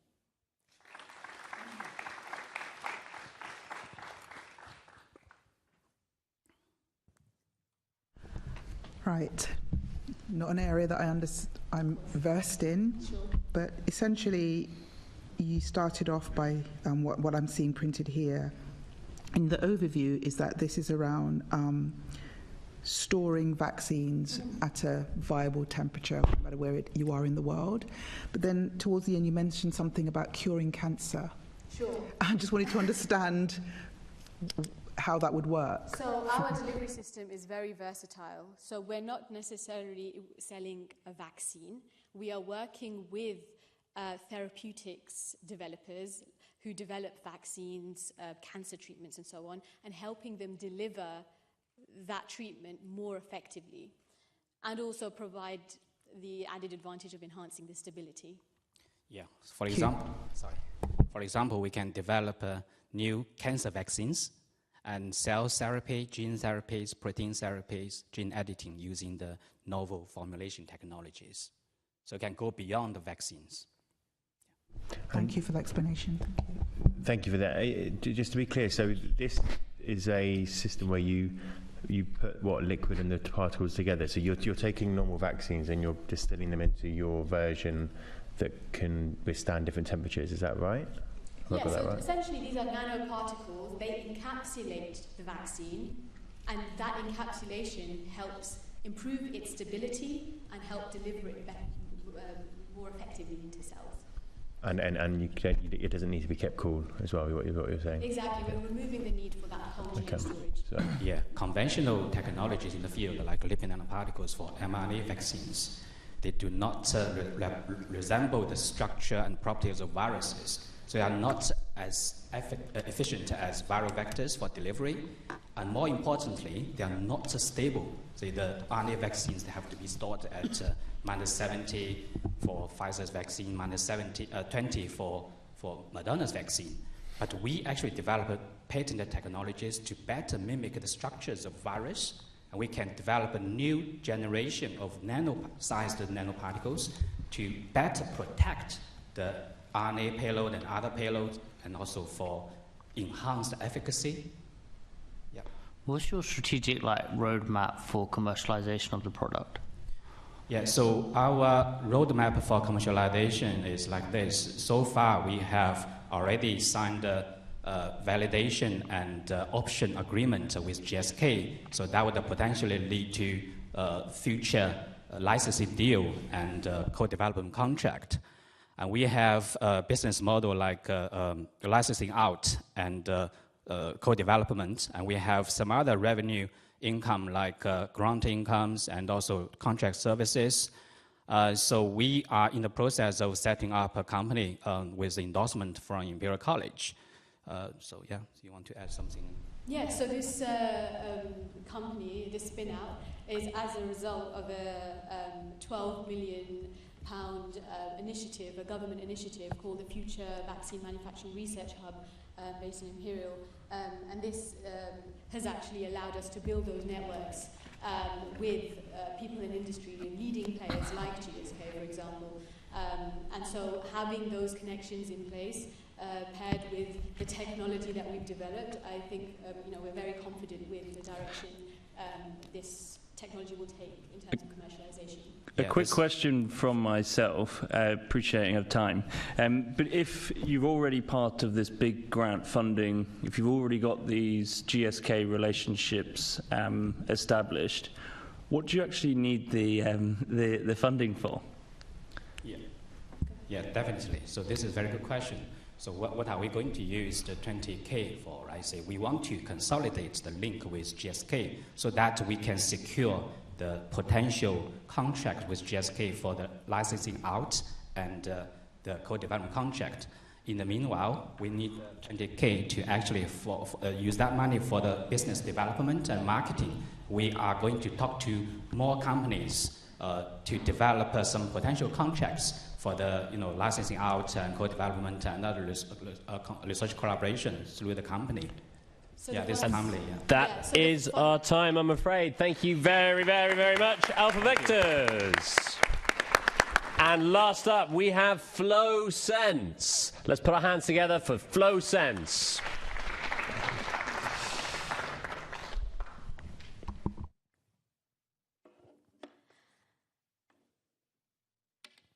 Hello, everyone. Imagine waking up each morning, unsure if today is your first day of your period, or even worse, not knowing if it's your period or your discharge. Now meet Sarah, a visually impaired woman of strength and resilience, and like many of the other 200,000 visually impaired women in the UK and the 30,000 visually impaired women in London alone who menstruate, they face reality of improper management of their menstrual cycle on their own. For up to 40 years of their life, they spend menstruating they would have to face the reality of stress and anxiety of bleeding through their clothes or rely on somebody else to check for their spotting. Desperate for solution, they would often overuse pads, which can lead into infections and increase of toxic shock syndrome symptoms. Currently, there are no commercially available products in the market designed to detect period blood, and this is why FlowSense is urgently needed. As the world's first patent period blood detection device for visually impaired women to intermittently empower them to track and detect their menstrual cycle. Our MVP has been tested by over 20 women in testing trials, and we have over 100 women in our wait list currently waiting to incorporate FlowSense into their daily life. The way FlowSense works is that it has a testing strips equipped to imitate the basic senses of visually able women have. It addresses critical pain points such as confirming the start and end of the cycle, eliminating the reliance on others to check for spotting, and it reduces the health risk of improper sanitary use. It is integrated into their daily routine, and it comes with audio cues and vibration cues for discreteness. FlowSense is not only set to go with the flow, but it's here to innovate menstrual care, one sense and one period at a time. Thank you.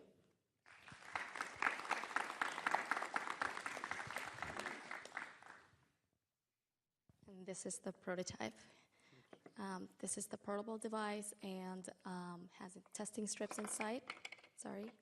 And this will be the charging station and the docking station. Thank you.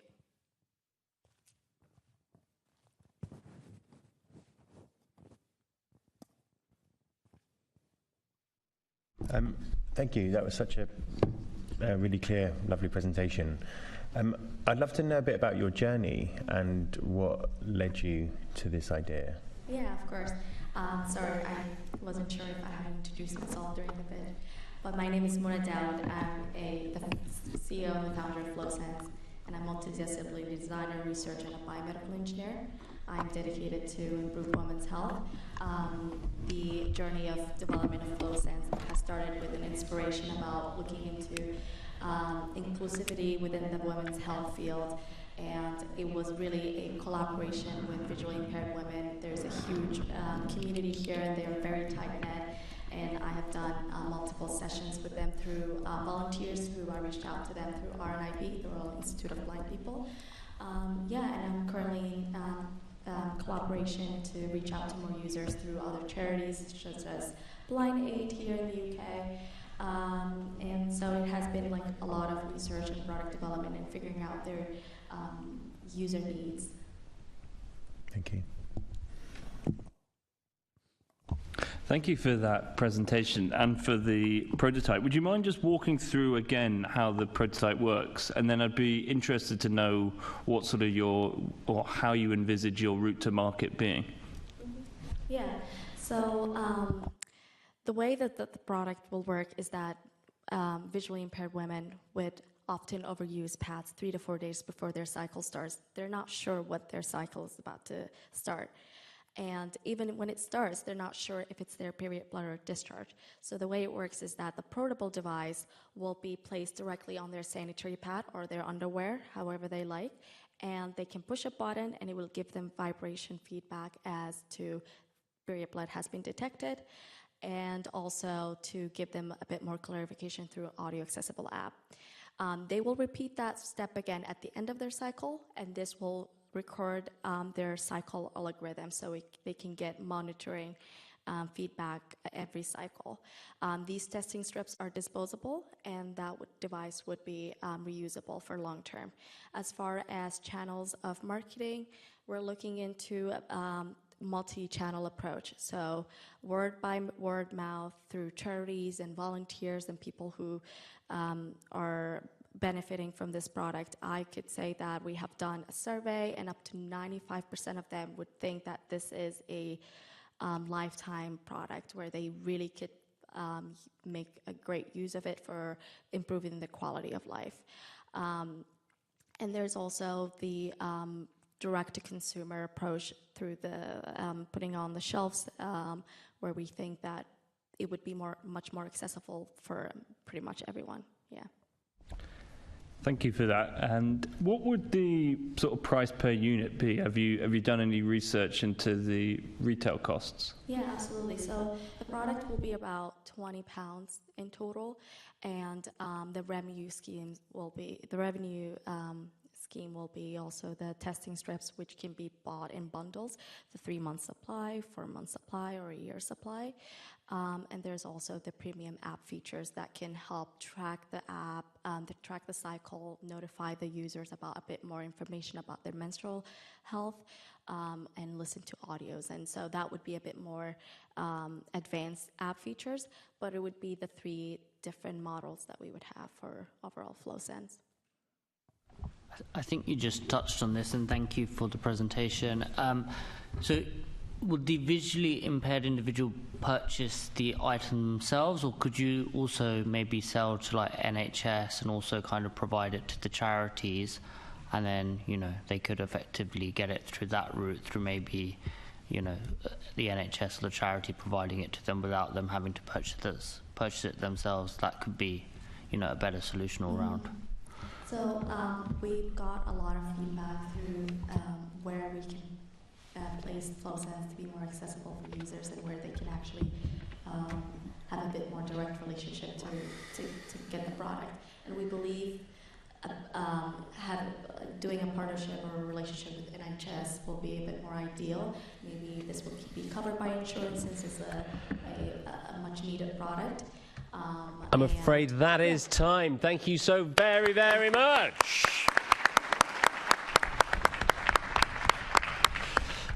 And let's put our hands together one more time for the whole of the health competitors.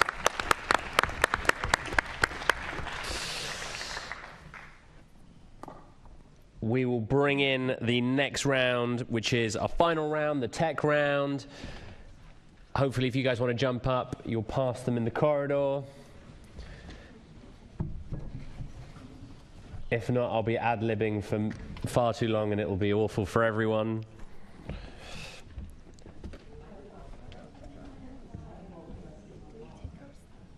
Yes.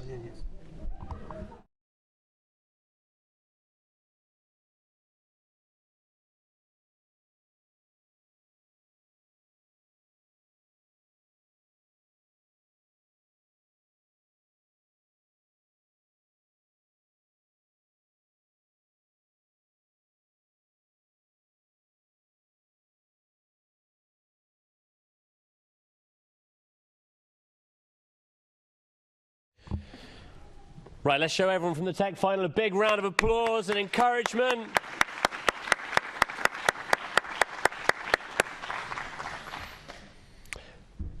Is that the whole gang? Oh, yeah. Talking to you guys. Yeah. Awesome. Judges, are you ready for the final round?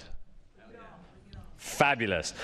Well, in that case, Carbon Track, you're up first. So everybody, let's put your hands together and come get your microphones.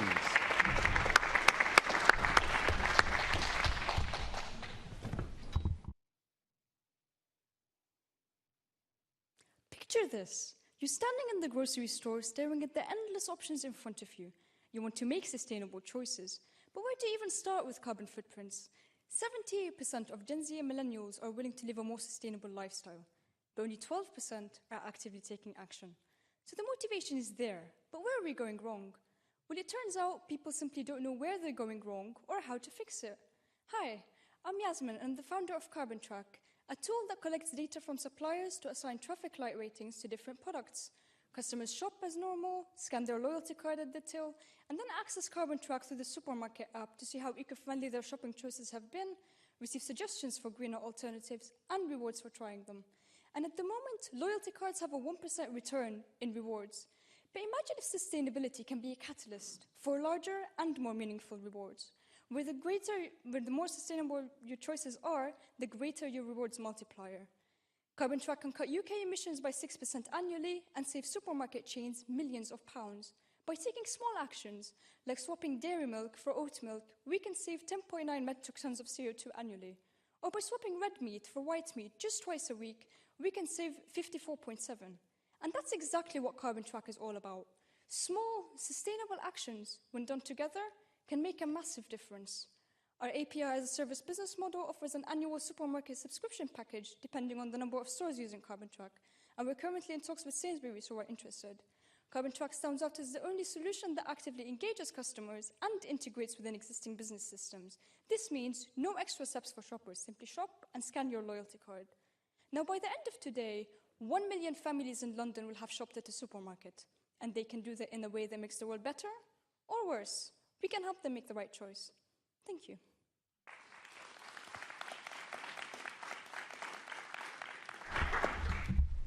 Thank you very much. That was great. Just a question on the traffic light rating you mentioned. Could you say a bit about the accreditation of products? There's a lot of greenwashing in the market. How would you make sure you can give a good and accredited view of the the sustainability of a product? So one of my advisors is an LCN sustainability consultant who worked for Tesco on a footprinting project several years ago. And we came up essentially with a database. So I'm a chemical engineer by background, so I develop mathematical modeling pretty much all the time. So I've developed mathematical models for land, sea, and air miles, so the product mileage. You've got the product emissions for different products. We take at least 4 different references from very accredited sources. We've got over 800 product groups, and we've got growing methods as well.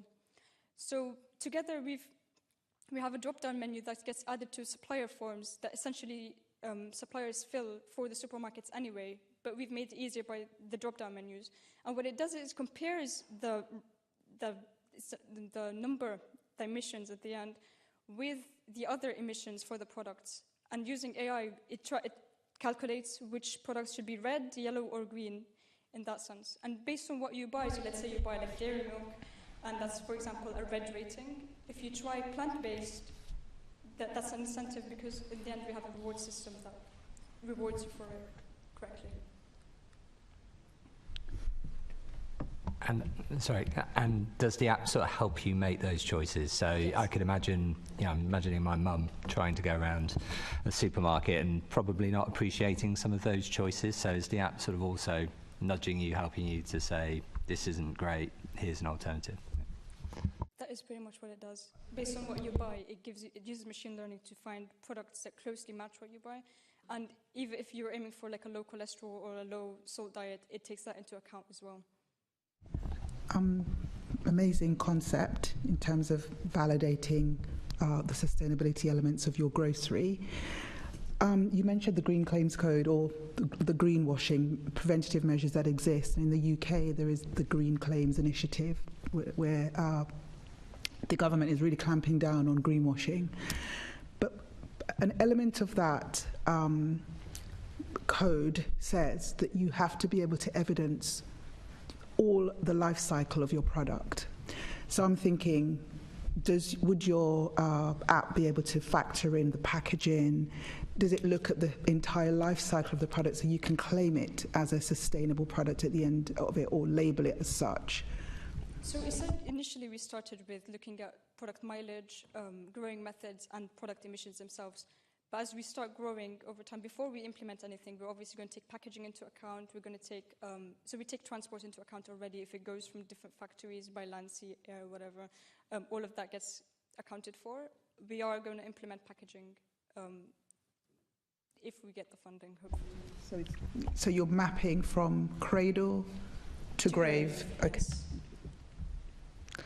Thanks again for this. I think there is a super big need for greater transparency on where our food comes from.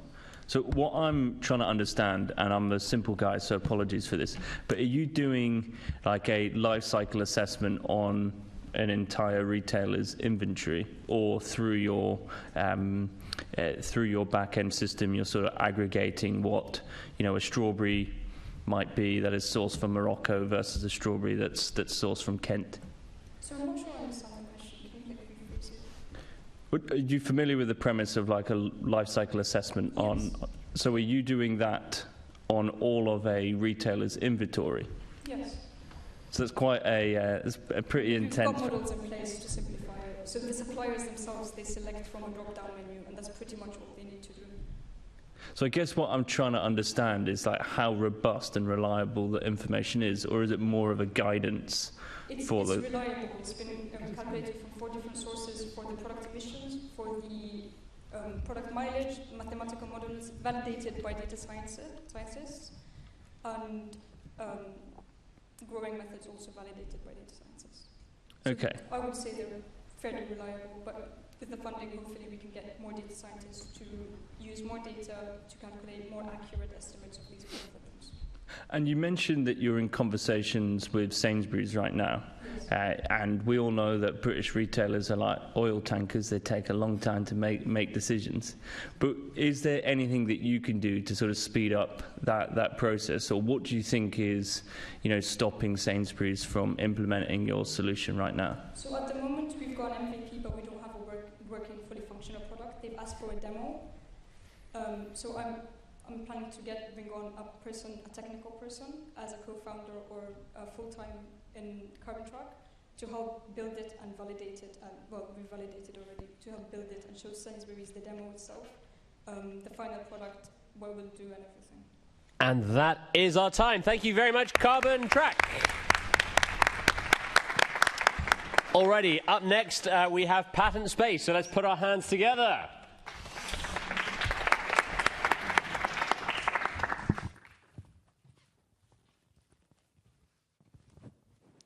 Every single pitch here today is crafted to tackle a real problem in London.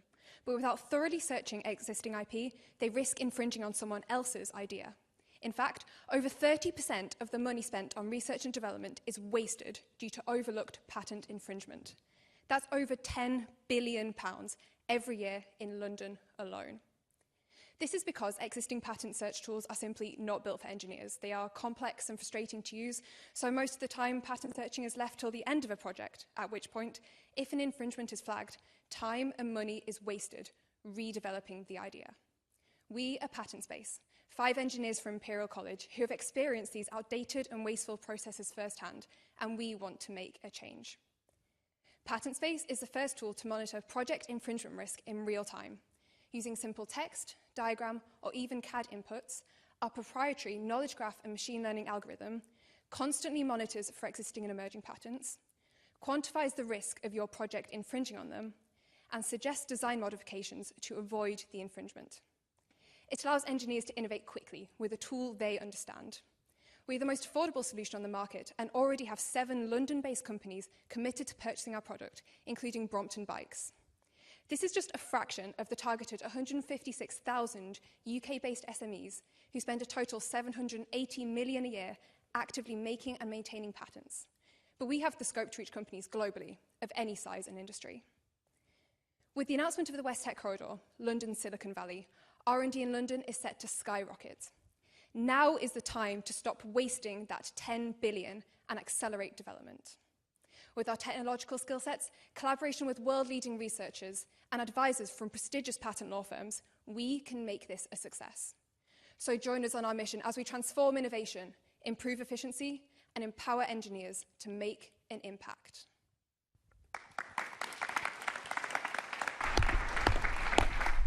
Hey, thank you. That was a great presentation. And it sounds like, if this went well, you could be very disruptive. In a good way. How far along are you with this? Because there's a huge sum of money that gets spent obviously on patents, lots of legal fees and whatnot. So I'd love to know how far you are away from actually making this happen. Yeah. So right now we've proved the concept using a modification to existing language models. So a modification that tailors that to specifically 2 patents, specifically the attention mechanism of these models. And right now we've cherry-picked patterns that we're familiar with and identified nuances and relationships between natural language. That's essentially what we're proposing. What we need to do now is generalize that to a huge database of patterns. And we believe we need 6 months and an experienced back-end developer to help us do that. And how accurate do you think you could or how accurate a place do you think you could get to? We think we can deliver at least a 90% accuracy in extracting nuances from patents. So ultimately that may not sound that good, and it may not compete with patent attorneys that are going to charge you £100 for every half an hour you meet with them. But we're cutting down the cost for smaller companies that don't have the capital to have these communications with patent attorneys. Thank you. Could you again, great presentation, thank you. That was all really clear. I was interested in the, so it's real time, and then you talked about the design suggestion part, so just interested to hear about how in practice that works and remains sort of real time. So the suggestions to change your patent. So we have, we're training the models on a huge database of information, so that could be from research, papers, existing patents that are about to expire, that can become freely available to use, and the model will identify a gap where a potential infringement has been identified, but a new technology could be used in that place to avoid the infringement. Thank you for your presentation. It was clear. How are you actually going to charge for the service? Like, how do the numbers work? How are you going to make money? We'll be charging customers on a monthly basis. So we've actually got 3 different tiers. The average is on £95 a month. So that lets you have free users use the platform, and then it's pro user on top of that. So it's £95 monthly service? Yes, there is a monthly subscription fee. Okay. That's how it's working. But if somebody, I don't know, because I'm not so knowledgeable about the matter, but usually you're just checking once or twice. Like, I don't think people are going to be checking every month, are they? So what we're trying to do is change the way people think about patents. Essentially, bring patents checks much earlier into the development process. Many companies will spend multiple months, and this is even true for startups, on developing products. And in the very later stages, they'll realise that a certain part is infringing existing IP out there, and then often it becomes the CTO's problem to figure out how they can counter-turn that to bring their product to the market. And essentially what we're proposing is an innovation tool, allowing people to put up their ideas in early stages, compare different concepts in terms of which one is more likely to make it through. So it's not essentially the same patent checks that an attorney will do later down the line to get a patent, but it's very early small checks that you can do continuously throughout your entire development process. A question I had was just on the security of this piece of technology, because people would then be voluntarily uploading their proprietary data. So I was just curious to hear what safeguards that you can put in for anyone who was looking to use your service. So that really early on was probably one of the biggest business risks we thought. Not about how we'd make it safe, but rather how users receive it. And out of the 70 interviews we conducted, only 4 of those actually expressed concerns or asked questions about how we'd make the data safe. Truthfully, businesses put a lot of confidential data on cloud services all the time. Google Docs, business management tools, SaaS software packages. We're not selling our data to other third parties. We're essentially running everything on our own servers. We're not relying on any third-party APIs to deliver this package. We're also not using any of the information uploaded to train our algorithm, which is probably one of the most important points. So your IP remains yours throughout the entire process, and we'll also be implementing end-to-end encryption. One last question, just building on the piece before, on this £95 per month then. Like, how long do you envisage potential clients to be using this service for? And I know you talked about, like, you've interviewed 7 businesses, but are you thinking of, like, expanding that pool as well to get a bigger, a larger voice? Yeah, so we looked at 2 different business streams, essentially. One stream where people will be using our platform potentially only for 6 or 7 months on a single project, mostly more likely SMEs, and also larger companies who would be interested in using our platform for multiple years. We presented our product, in fact, to the CEO of Brompton Bikes, who offered to be one of the directors of our company later down the line and try and push out to other larger firms. And that is time, I'm afraid. Let's put our hands together for Patent Space. Alrighty, up next, we have the team from Arena.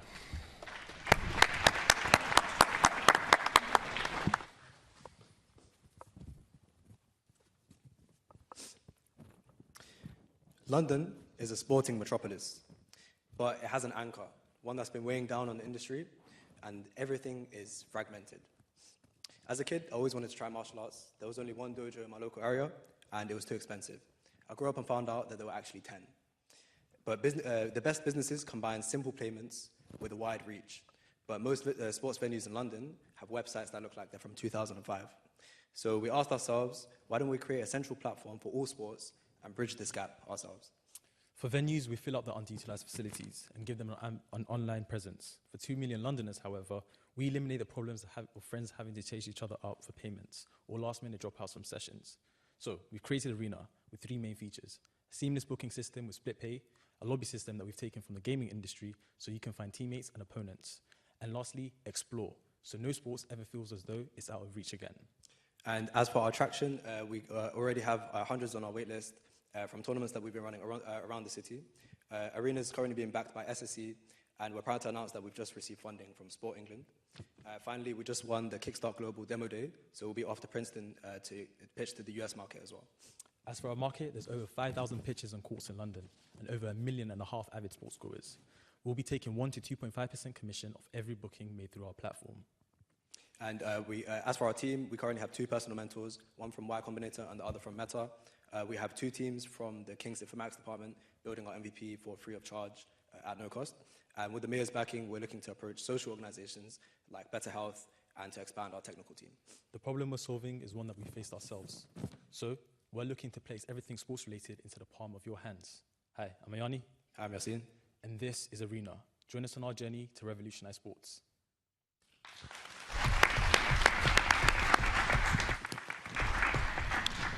Thank you for your presentation. As a keen sports enthusiast, I use a few different apps, right, to kind of play sport.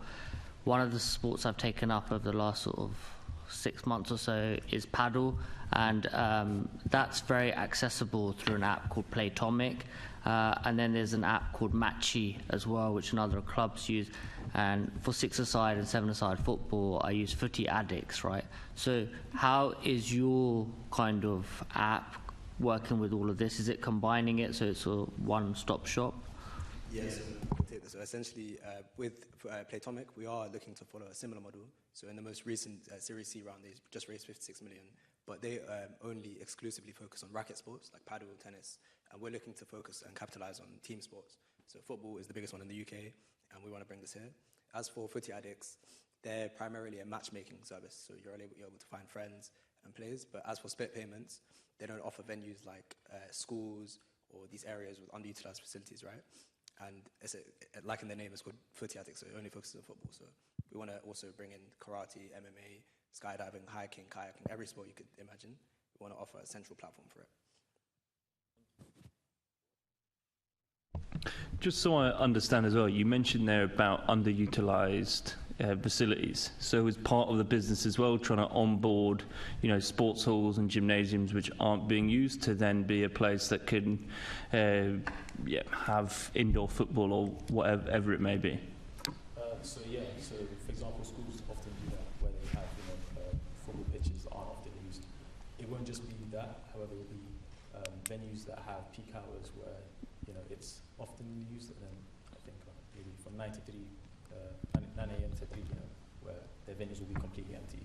We'll be offering them the opportunity to be able to offer different prizes and such on our platform, so people are incentivized to go to their venues and use it at those times. Just to add to that, we're looking to follow kind of like a Groupon model, so it's similar in the sense that they offer off-peak hours at a discounted price. So we want to apply that to the sports industry.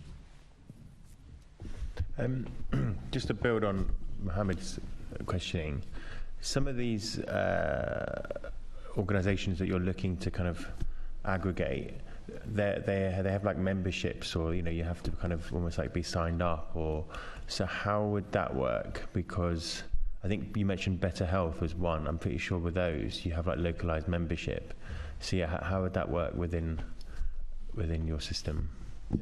That's actually one of the issues we're solving, having to have multiple memberships. So initially, when you do sign up with Arena, you'll have an application to fill out, and that will be your membership. As for us, what we'll be doing is either giving the venues a SaaS, so it's fairly easy for us to just show our users the memberships, or we'll be connecting to their existing APIs and uploading the information that way. Yeah, so essentially, like for Better Health, for example, you do have to sign up as a member, but imagine that on a greater scale. If you have a layer of grassroots sports businesses in your local area, you don't have to sign up to the Better Health. You have plenty more options. So in that sense, we kind of want to democratize access to sports. So in the sense that if we increase the volume of how many sports providers there are, we're able to, in economics, obviously, in competition, it lowers prices, right? So if we have a central platform where all of the grassroots sports businesses are featured on there, alongside the commercial larger ones like Better Health or Power League or Goals, then we'll hopefully be able to offer lower prices to young people across London. You mentioned earlier in your presentation that you've already received funding from somewhere. I didn't get the name. Sorry? Sport England. Sport England, okay. So you're operating. So what has that funding been used for? And if you win this round, what would you then use that funding to do? We've used it for validation. So we've used it for validation. So we've hosted a lot of tournaments and events across London. We've also been able to push it towards development and such. So our MVP is complete. It was actually finished a couple of weeks ago. So yeah. How many users do you need to make the business model stack up? And then is there a sort of charge for facilities, business users, as well as you mentioned the 1.5% or something charge to the user? Is there something for venues too? Yeah, so we're only charging venues. So venues, we charge them 1 to 2% commission. And for users, we offer it's a free service. So we'll have a freemium model. You can have Arena Free and Arena Pro. Arena Pro, you might have exclusive offers like discounted prices at certain venues, partner venues, of course. But we only charge commission to venues, essentially. And also, we're not charging a subscription model. So, for example, Playtomic does. I'm afraid that is time, guys. Thank you very, very much. Right, next up, we have Medley AI.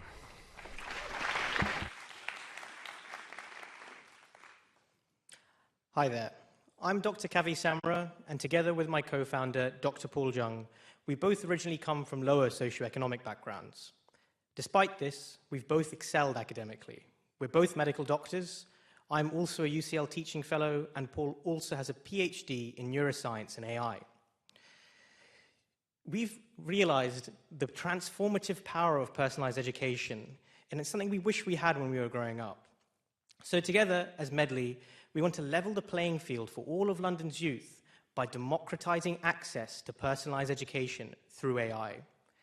Medley AI is an online learning platform that teaches you in conversation. It guides you based on how you learn. It makes you personalized notes, sets you personalized homework, and even marks full-length, real exams for you, giving you feedback question by question and mark by mark. We use neuroscientific principles, a chain of different large language models, and real teaching theory to give you a truly human-like personalized AI tutor that is trained on the exam curriculum in the UK and results-driven. Private tutoring has become an £80 billion industry, and that's because teachers are overworked and classrooms are overfilled. We want to start off by just capturing 20% of the 6 million students in the UK doing exams each year with our freemium model. So far, in just 6 months, we've delivered over 40,000 hours of AI tutoring to over 10,000 users. This time next year, we'll be serving 500,000 users. We're also working closely with the UCL's Institute of Education on our model. Our operating costs are funded by Microsoft, and we've secured an Innovate UK grant. Our vision is a world where educational success is determined by passion and potential, not socioeconomic status. Thank you.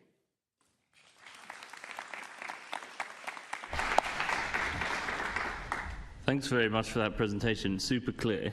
You spoke that it's, in 6 months you've had 10,000 users doing 40,000 tutoring hours. Is that correct? That's correct. Yeah. Through a freemium model. Yeah. So I'd be interested to understand the mechanics of the business model itself and how you're generating revenue. So at the moment, we are pre-revenue. We are entirely focused on scaling our product as fast as we possibly can and refining our model to make it even better. Our model is very complex. It uses several different large language models acting as agents on their own, feeding into a central agent that interacts with the student. And we need a lot of data to help make it even better. It's already adaptive in the sense that it will ask you different questions based on your learning styles, based on your mental state, but we want to make it even better before we truly monetize. Is this like something on a computer, or is it like a physical product? Is it an app? What is it? So it's a website that anyone can access at any time, anywhere. We are working currently on making a mobile app as well, because we realize a lot of users will use it like that. But at the moment, it is a website that anyone can use wherever you are. And talk us through, you mentioned Microsoft have been funding this. Can you talk us through that relationship and what they've said? So late last year, we applied for the Microsoft for Startup program. And this is a program that is specifically targeted towards AI startups. If you're selected, as you grow, they increase the amount of funding they give you for your operating costs for the AI element, which is the majority of the cost of the platform, up to about 85% in our case. So that's where the element of the partnership with Microsoft comes in. We also have an advisor from them given to us as part of the program as well. What would you use this money for? You mentioned Innovate UK as well, so it sounds like you've done pretty well in terms of getting access to money. So what's the 20k give you? So we've done well so far, but we need to expand a lot more. So at the moment we're offering, the amount of growth we've had is just based off GCSE science, and that's it. We need to expand horizontally to every possible subject and vertically to every possible level pre-18 for university to make the maximum social impact. So that's what the money will be spent on, fine-tuning our models for the vertical expansion and the horizontal expansion, and also upgrading our infrastructure. Sometimes our sites gets used so much that it has a huge server load, so we need to increase our infrastructure and upgrade our authentication service as well. I actually tutor at Oxford University in addition to my role at City, and a lot of the feedback that we receive at the university is they quite like the personal anecdotes and case studies that get provided to them through, getting tutored by people who have been in the field and had various experiences and life experiences.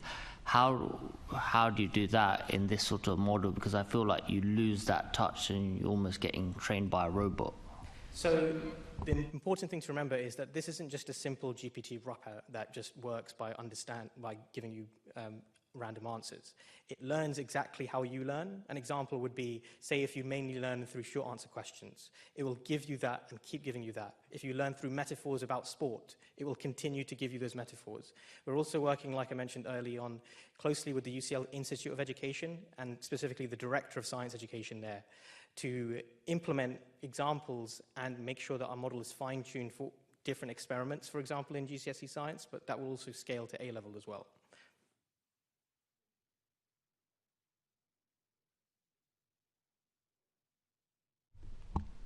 Okay, thanks so much, and congrats. Thank you. Okay, just to keep us all on our toes for our last pitch, we have briefly switched host. Hello, I'm Ed. Like Mark, one of the facilitators on the program, please give a very warm welcome to Classify.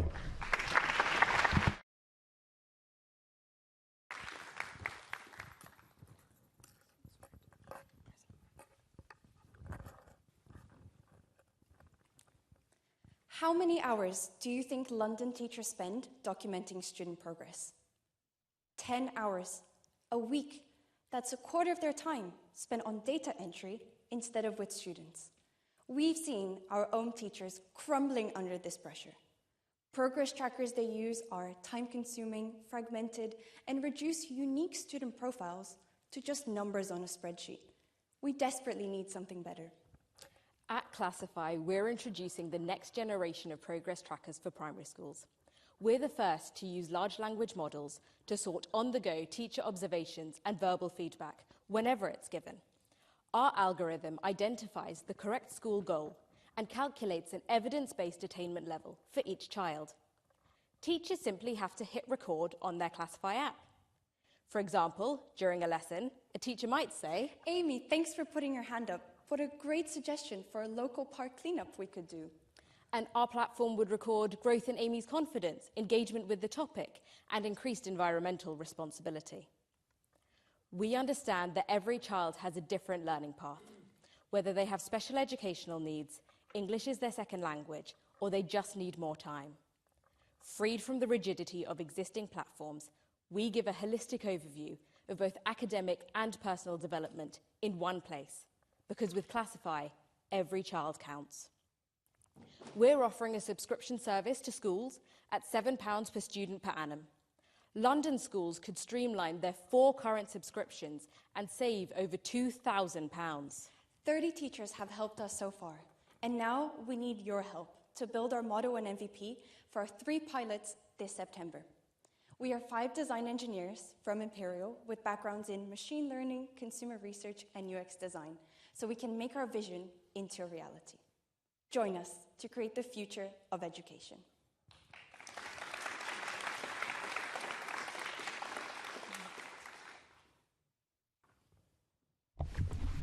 Really, really well done. And my partner's a teacher, so I know how many hours she is spending with data entry.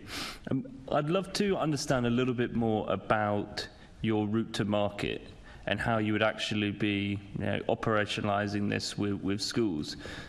So yeah, if you could share a bit more on how you see that unpacking. So schools will have a yearly sales cycle, so we'll start getting to them early around March and April so they can start inputting their data, getting used to the software, and then they'll have a year-long contract with us, and we plan on starting with these 3 pilot schools and then expanding on from there. From the leadership teams that we've spoken to, teachers collaborate a lot amongst other schools, and they talk about the softwares that they're using. So we'll be able to, once we test our platform, get them out to more schools. Okay, so approaching schools one by one as opposed to the local authority. Yes.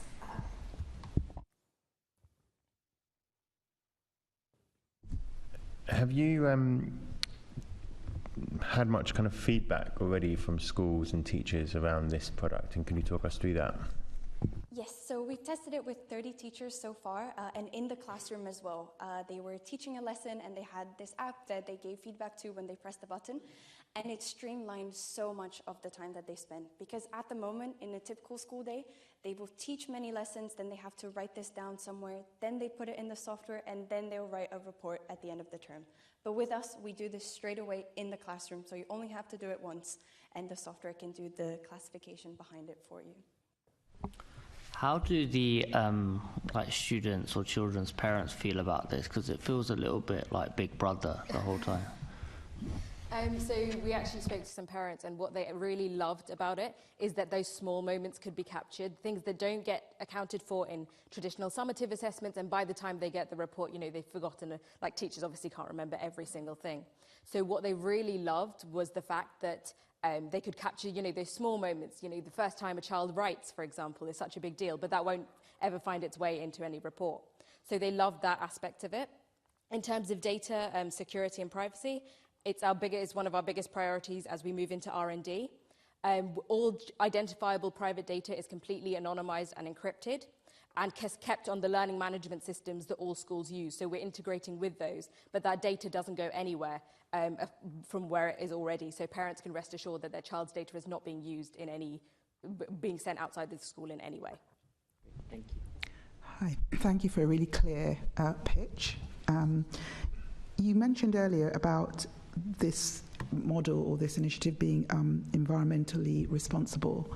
Can you just highlight that a little bit, take me through what that means and how you're going to be environmentally responsible? So that was one of the things that the software can pick up on in the classroom. So if their topic that, let's say, Year 4 is looking into is environmental responsibility, the algorithm automatically can filter that feedback into the right objective. So the case study that we gave about Amy's contribution to the local park, the teacher can just say that feedback and the algorithm will run behind the scenes and match it with the correct objective, the correct school goals, and the correct national curriculum standards. So now that we're bringing environmental sustainability in schools, we're teaching it earlier to children, our software can help with that. So it's that teaching element at an early stage to understand the environment and what they can contribute to it. Exactly. Okay, thank you. From a budgetary point of view, we know that schools are getting hammered big time. So do you foresee any challenges of actually getting this into schools themselves, or what's that feedback been like so far from the from the amount of schools you've spoken to?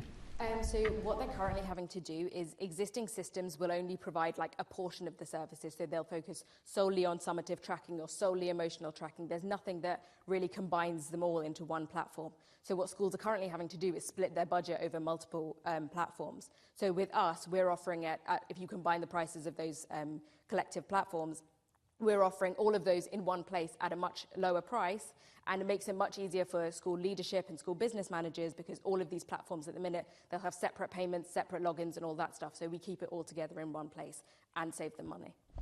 So perhaps you could expand on that then. What's the sort of competitive landscape looking like in this area? So competitors are priced, all operate at a per student price, usually between £5 per student to about £9 per student. But because schools are having to pay for multiple, it amounts to about £20 per student. So what we're offering is at £7 per student. And that's all we've got time for. Congratulations, Classified.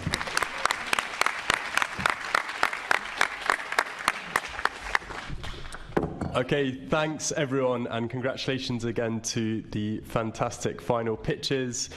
So now, once again, the judges have a very difficult decision to make to choose our winners. In the meantime, I'll invite all of you to go out into the London living room, where there are food and refreshments waiting for you all. The remainder of today's events will re-begin at 5 p.m. So if you could make your way out, and as you do so, give all of our fantastic pitchers one final round of applause. Thank you.